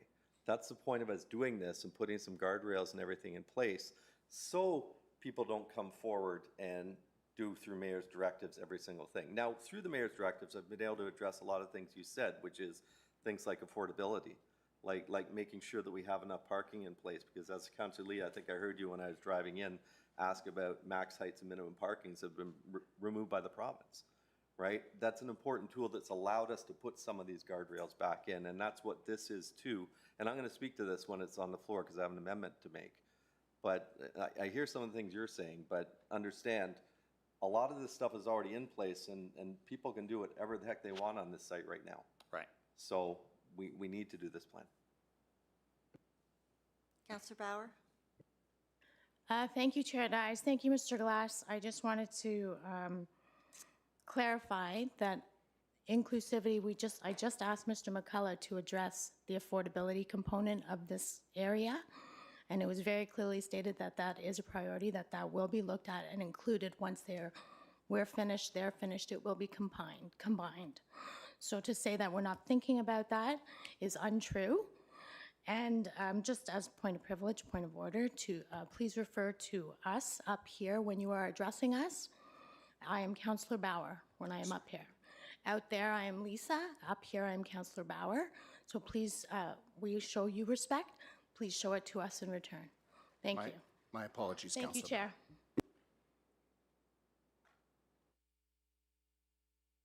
Is there anybody else that wish to speak? No? Okay. So we have the motion before us that the Ajax GO Station Secretary Plan, the background report, and land use concepts be approved, or received for information, I should say, and that staff be authorized to schedule consultation meetings to seek input from the public, Indigenous communities, and other key stakeholders on the proposed land use concepts and policy considerations, and that a copy of this report be forwarded to the Canada Mortgage and Housing Corporation. Mayor Collier, you have the floor. Thank you, Madam Chair, and I'm not going to ask questions on the report. I've already asked most of my questions to staff, so I'll just make some comments. I just want to speak to the Paris comparison first, respectfully. Love Paris, would go back there again. However, those buildings are literally hundreds of years old, and I don't think they built 30, 40, 50-story buildings back then. I don't think that's a valid comparison with respect. I did just get back from China in July. I would suggest a 60-story building is very small considering the thousands that they're building right now like crazy. Shanghai, there were some well over 130-story, all steel. And I'm not suggesting we go that route either, but I'm just suggesting the Paris comparison was about as far off where I think we should be as maybe the Shanghai comparison. I'll leave that there. I did talk to Mr. Glass about the fact that we've gone through the municipal comprehensive review. We have the regional official plan. These lands are already zoned. For all intents and purposes, the developer can come forward and pretty much do whatever they want today just with a simple OPA and ZBA application or through mayor's directive to try and compress the timeframes. So I think it is important that we do that. And Mr. Romanowski asked the question, what can we do now? I think we've shown what we can do now 3 times. We can do what the applicant says and asks, and if we support it, we can pretty much do whatever we want right now. But I do think it's important to have some of this in place. I don't often agree with Councilor Henry, but I actually did with regards to the parkland and the fact and what the developers had mentioned about, you know, if I own that land and I find out that the secondary plan says they're going to take an acre of my car dealership, that's to me a disincentive. If I was a landowner in the site right now, I would be running to me today asking for a mayor's directive to get my land zoned before this secondary plan is done. So I guess those are my original thoughts. I don't support either of the 2 concepts before us today, and I've talked to staff about why. And I'm going to liken this to the regional council budget process, which several of us are familiar with. And they basically set a budget target, which in my mind is not realistic. And then they try and budget to that target. But since they've already shown the public that lower number, when the real number actually comes in and it's higher, then you get a lot of pushback from the public, because we go out with a concept like concept 1, talking about maximum 25-story buildings, and 50% of the project is 4 to 12-story sort of medium density buildings. And then we come back with higher buildings, whether through mayor's directive or OPA, ZBA, you get pushback from the public. I would rather see us go out to the public with a more realistic set of targets, what we actually expect to see on this site once it is developed. And I think using where we are today and what if we did nothing, which is basically what our OP says right now, 25-story max height, which was set out how many years, 20 years ago, whenever that was the number I think we can all agree is different today, is not the right way to start this. So I do have an amendment, and the clerk has it, and it's moved by myself, second by Councillor Crawford, that I think that this number 1 is the same, that this be received, that clause 2 of the recommendation be amended as follows. The staff be directed to amend the draft concepts as presented to include increased maximum heights and higher density targets to be more aligned with federal provincial direction and with recent approvals by Ajax Council in the Ajax GO Station area, and these updates concepts be the subject of scheduled consultation, meetings to seek the input of the public, Indigenous communities, and other key stakeholders. And just to speak to that quickly, in my mayor's meeting today, I talked to Mr. Romanowski and Ms. Brownridge about, I think concept 1 is, I don't even want to see that in front of the public. I think we know people are going to gravitate towards that because that's the way it is, and people are adverse to change. And I think that's setting false expectations, making concept 2 the kind of baseline, and then come back with a concept 3, which has some different density targets and maybe less of the medium for consultation. And is that fair? Is that about what we discussed? Yeah, through the chair to your worship, yes, more or less. But as I termed it, Concept one is more just existing condition. So I think we do need that as part of the public consultation process for those that aren't owners, don't have a vested interest, just to understand if we do nothing, similar to an EA process, there's always an option to do nothing, keep the status quo. We need at least that. We may not term it as a concept, but this is the base condition. Understanding that concept two's the first concept, and imagining you're going to ask for a higher concept as an addition. We still need to show the public that this is how the current policy is in place and what would allow as at least a base for that consultation process. Sorry, to the clerk, can you put that back up on the screen again, please? I just want to make sure the wording is right. Amend the draft concepts as presented to include increased maximum heights and higher density targets to be more aligned with federal provincial direction and recent approvals by Ajax Council. So that, to me, just so we're all understanding, is above the 35. Like, you need to be having the discussions of the 60s that have already been approved and everything in between. That's right. Is that, okay. Through the chair, correct. What I'm interpreting this to be is we got to factor in provincial, federal, other directives, and design some type of concept for public consultation that's at a higher level than 35. Thank you. Councillor Lee? So just to clarify, are we now presenting 3 concepts to the public, or would it still be 2, with concept 2 being the more conservative one, concept 3 being what's outlined here? To the mover of the, or to Director Romanescu? Through the chair to Councillor Lee, I think we have 2 concepts, the 35, and then whatever Mr. Mayor is asking us to look at through federal, provincial, and directives. We'll reterm concept 1 as being base condition, existing situation. So we have that ground floor level. You know, this is what we could do based on the policies right now, because we still got to go through this process. We still got to go through the OP review. You know, people could come in and apply for amendments or permissions in some respects, but the residential piece isn't here right now, and that's the other piece that we need to build into this, and that's the real purpose of this secondary plan.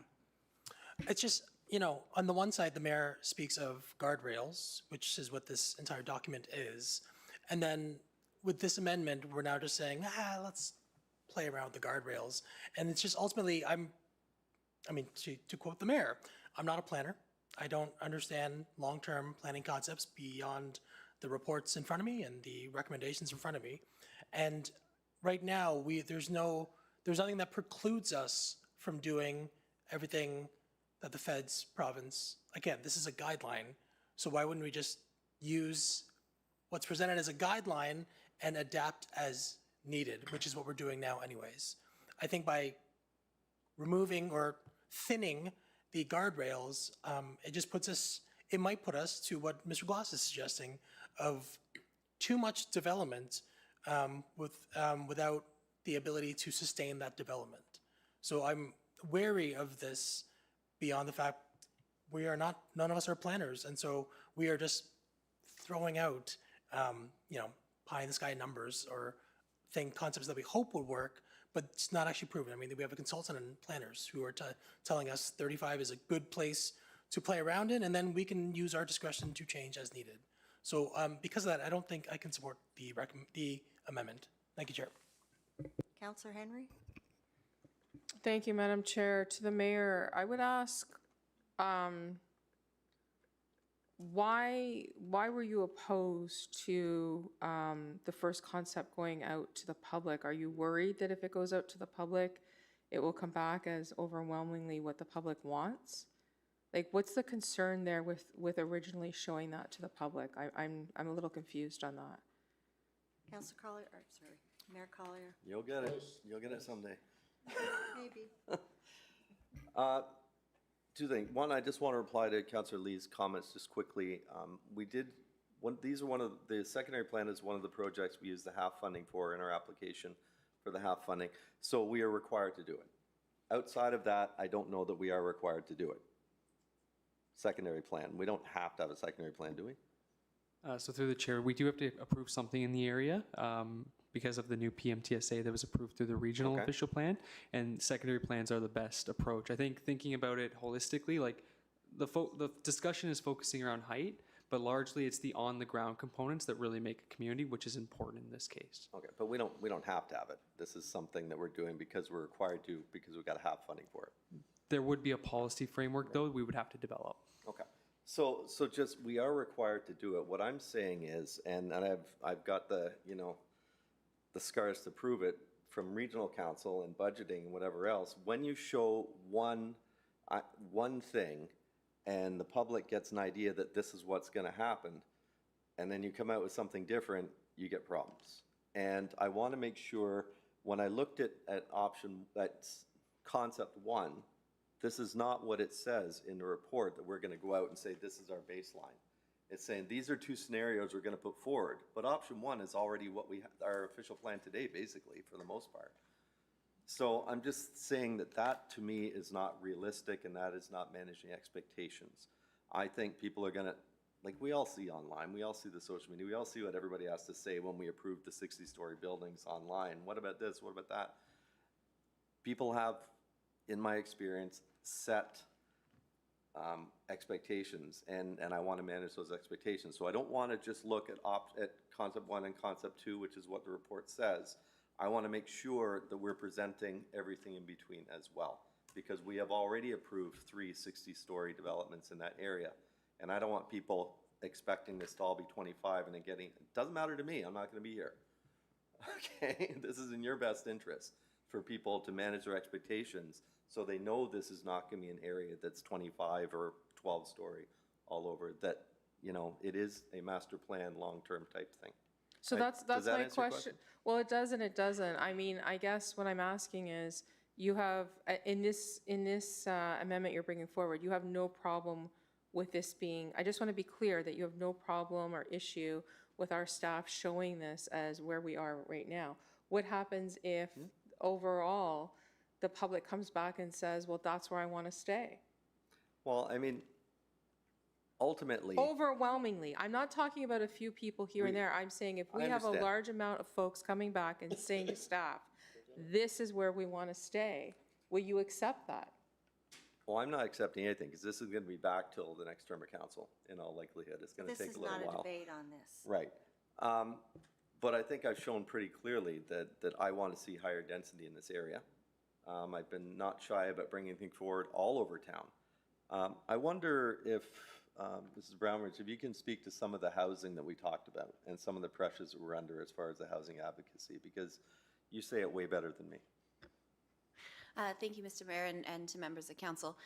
Through the chair, really, staff's perspective, at least out of Public and Strategic Affairs, from the province and the federal government have made it very clear that municipalities need to be doing everything possible to ensure that the most number of units can be built in obviously the most responsible way possible. And so that pressure is what we face, and it's something that we are being taken to task with in terms of having funding approved for us. So to have funding flowed to us, not just Housing Accelerator Fund, but any future housing funding that might be made available from different levels of government. The municipalities are being asked to prove that they are being as aggressive as needed to be to ensure that folks have places to live. And so in cases like this, the secondary plan being part of the Housing Accelerator Fund initiative that we're moving forward, the intention is to take it beyond the current state. We have the current state. It is the federal government's expectation that we are taking and doing what we can to increase densities in these areas, specifically around GO train stations, which is or major transit stations. So in this case, it would be something that, from a Public and Strategic Affairs perspective, if somebody was asking our advice, what we can be doing to show other levels of government that we're serious about being a part of the conversation about solving the housing crisis is something that is in our interest if we're looking to secure funding and additional levels of funding from other levels of government for the next few years. And I do understand that, but when we talk about additional height for additional funding and density, I'm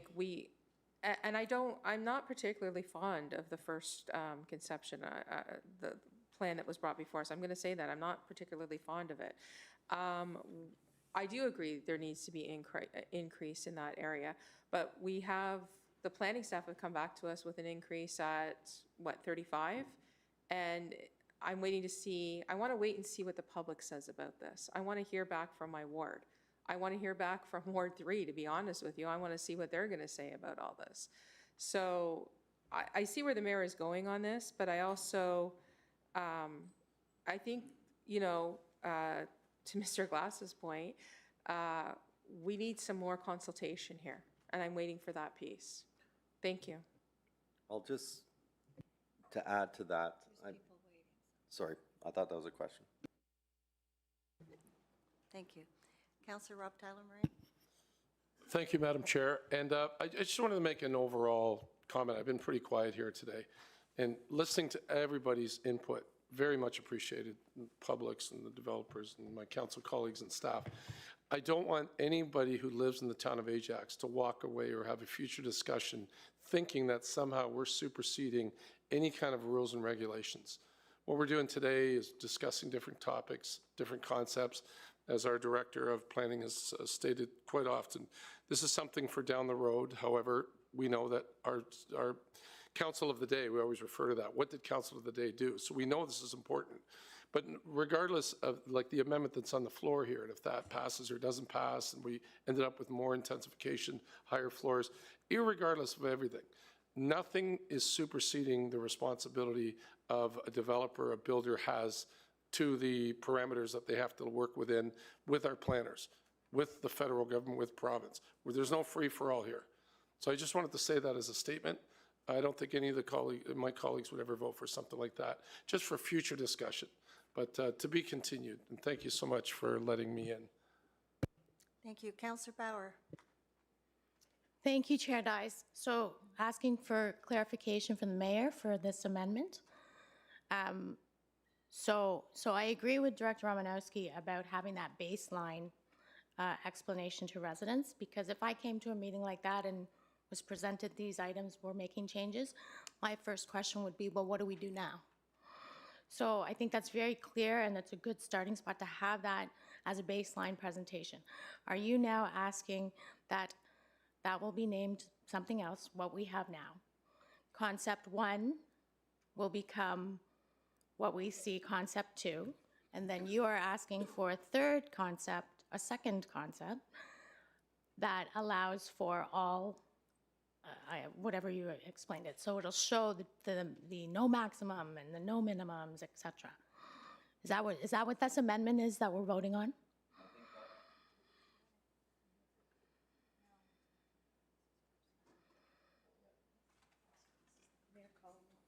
There we go. I would think that would be option 4 or option 3, what you're talking I about. know, I just, before I vote anything, I want to know what slides am I going to see at this My presentation? understanding, what we see in the report is concept 2 would probably be concept 1. Okay, Concept 1 would be the baseline. Do nothing, this is kind of where we are today. Okay, I'm getting a nod. And I would think the new concept 2 would be sort of something in between.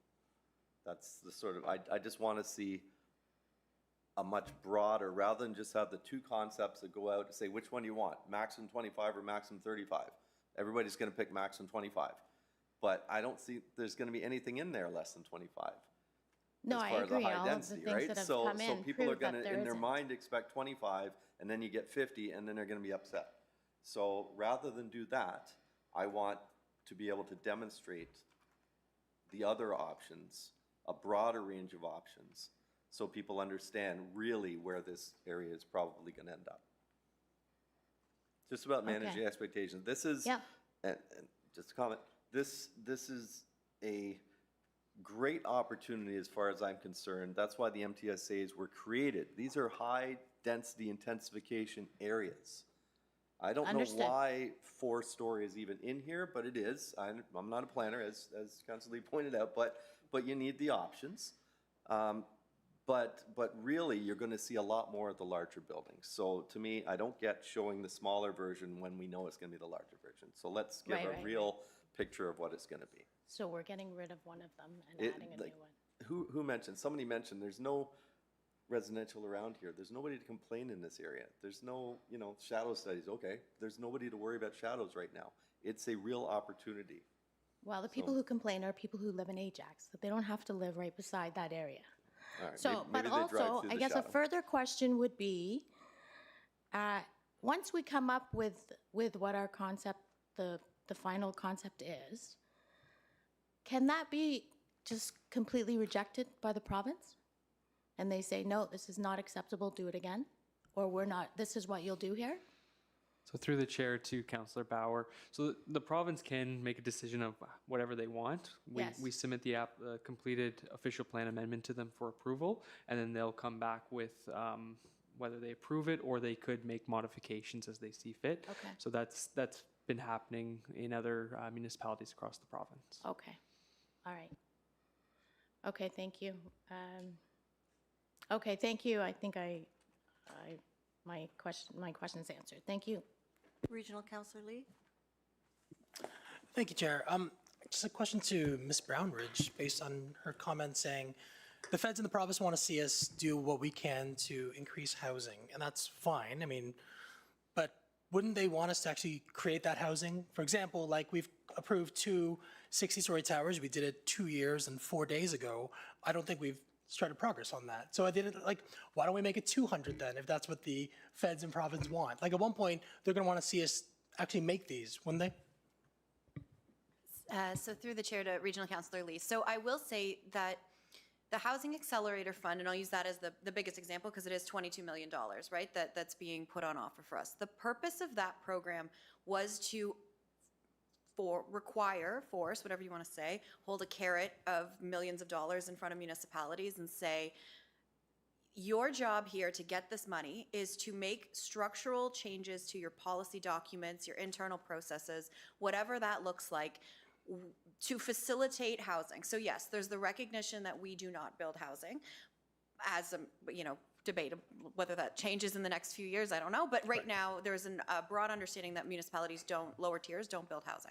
So what we've been tasked with is, are all of our policies, all of our bylaws, all of our planning tools as broad as possible to enable the type of development that they would like to see happening in our communities. And so I think that's really what I was trying to share here. It's to take us beyond the status quo and reward municipalities that are willing to do that. So from our perspective, the reason that we got approved for the Housing Accelerator Fund in part was because we included this secondary plan as an initiative that we would be doing with the intention of unlocking that area and increasing the densities and housing availability in there. So I would say that it would not be acceptable to the funder if at the end of our agreement with the federal government, that if we come back to the table and we say we did the secondary plan and nothing has changed, we've maintained the status quo, that would be an acceptable outcome to CMHC. So I think that's really just the point that I'm trying to express today. But I mean, our consultant would have known that when they created this. Like, I guess I get for some people, scenario 1 is not ambitious enough, and sure, that's an opinion. But didn't our consultant and our planners factor in everything you just mentioned when building this in front of us? So example, like, shouldn't scenario 1 fulfill our commitment to the federal government to qualify for half funding? Otherwise, why present this to us at all? So I guess what I'm saying is that scenario 1, although may not be ambitious enough for some of us, would actually fulfill our federal requirements, would they not? So I through the chair, I do believe that's a question better suited for Mr. Romaneski or Mr. McCullough. I think, and I would let them kind of start, and if I needed to supplement.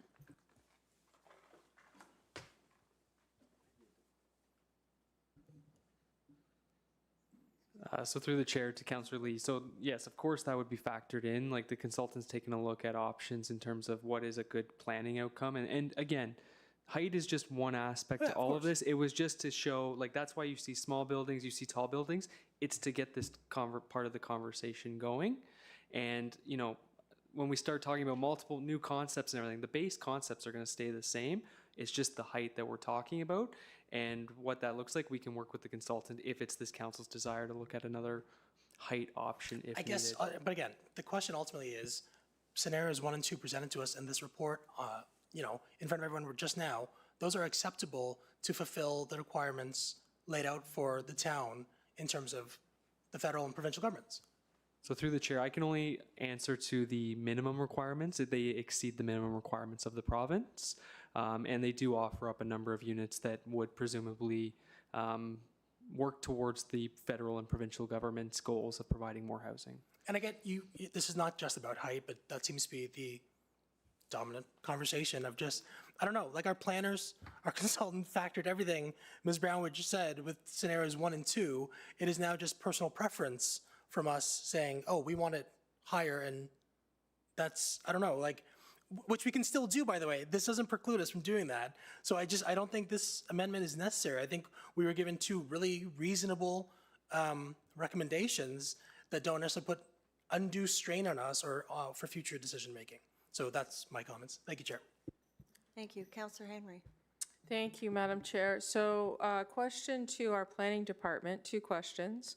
The first question is, what is the current number associated with hiring SGL? That's the first question. And the second question is, what's going to be the additional cost to if this amendment is approved? Because there will be a cost towards coming back with a different concept, and also what's the timeline on it? So I guess I've got 3 questions. My apologies. Who can answer those questions for me? The cost, additional cost for if the amendment's approved, and timeline. Yeah. So through the chair to Councillor Henry, so the current contract costs approximately $360,000. That includes a 10% contingency. So we would work with our consultant to see if we can get, because this is height, I don't have a cost for you on what that additional work would be. We mentioned that to the consultant today, so we'll have to work towards that. But we would aim to try to get that within the 10% contingency. And again, it's just height we're dealing with. We don't see a lot of work because there's not a lot of changes to the base. It's just talking about what that height and updating the 3D models might look like. And your third question was? Timeline. Timeline. We'll have to work with the consultant. We would aim to have that completed before the open house, but the consultant's been great. CMHC had approached us about moving this along and really speeding things up, and they've really they've met our expectations and exceeded them. So a question to your answer, when you said to me the base will stay the same, but in concept 1 we have areas where there's park, so there is no base there. So what this amendment is essentially asking is that there be building heights put in places where you have no height right now. So there will be change to the concept. So through the chair to Councillor Henry, a complete community has parkland. And so there's going to need to be parkland in this community. That wasn't my interpretation of the amendment, that we would be adding buildings to parkland. And just to clarify on that piece, we collect cash in lieu to purchase parkland at market value. So almost every community in the town has been planned by going through a similar process as this, where we as a community go through this public process. We identify the best locations for parkland that are going to serve the needs of those future communities. And then we work through the tools that we have in our toolbox to provide that parkland. So whether it is the developer providing parkland, whether it's, as we move forward, it might be looking at privately owned public space to fill some of that gaps of parkland. It could be using our cash in lieu of parkland reserves to purchase that land, and that is the normal process that we would go. Or there could be other opportunities. As we start acquiring land for the Hunt Street, there could be surplus land available as well that could be designed for small parkettes and things like that. So those are kind of some of the other considerations that we're thinking about when we're going through this process. And we did talk about that before last year when certain buildings were approved, about having parkland or space on top of buildings, correct? Pardon?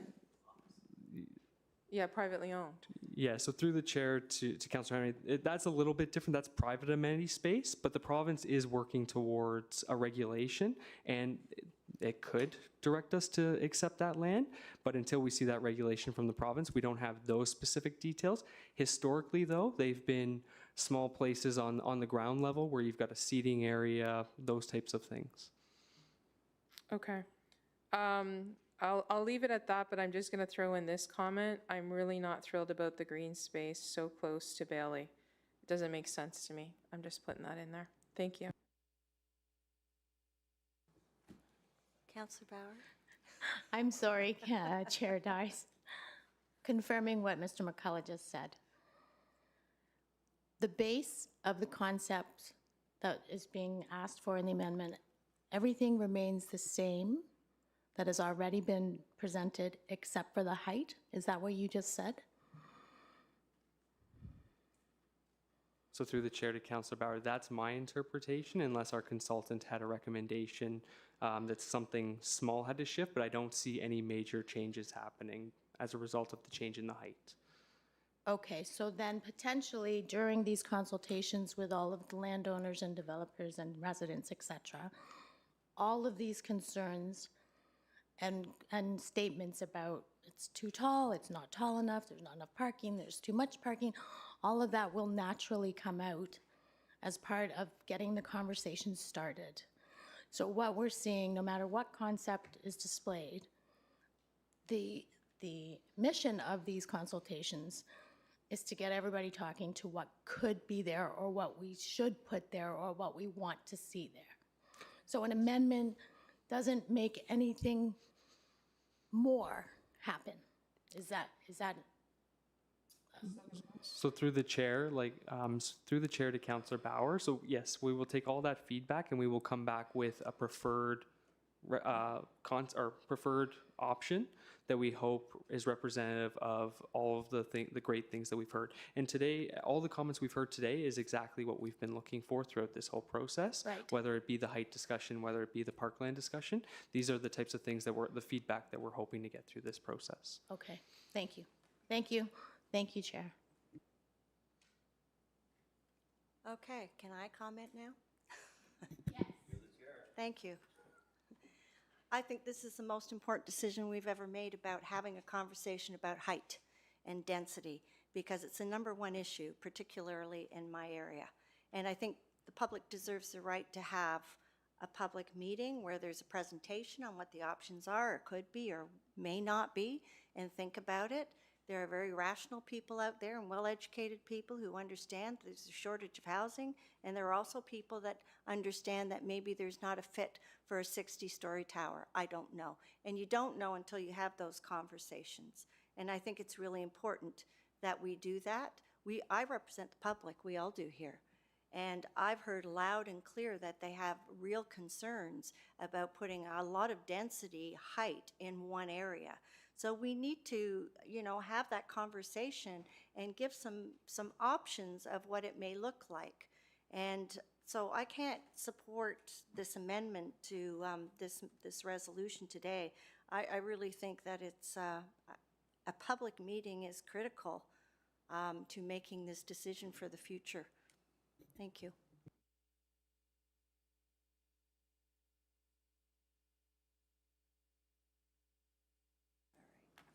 Sorry, I have to respond to that, Chair.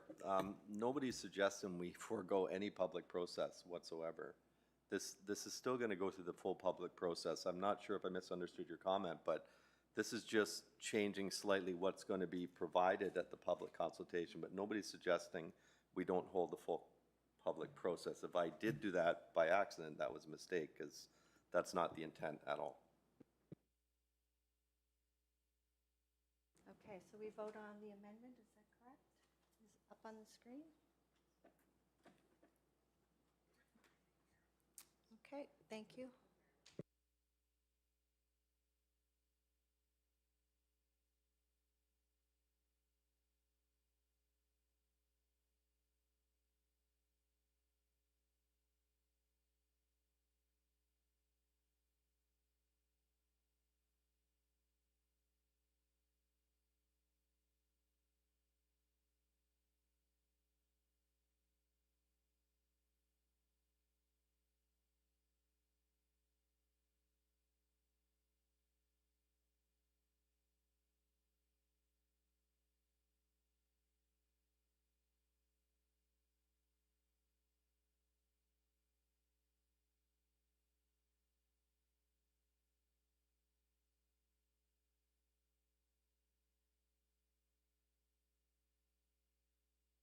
Didn't come up, okay. Thank you very much. So that's the end of our meeting, and I need a mover to adjourn. Councillor Tyler Moran and Nancy Henry, thank you. Meeting adjourned.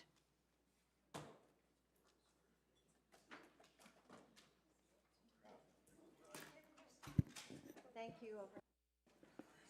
Just two votes on the adjournment, please.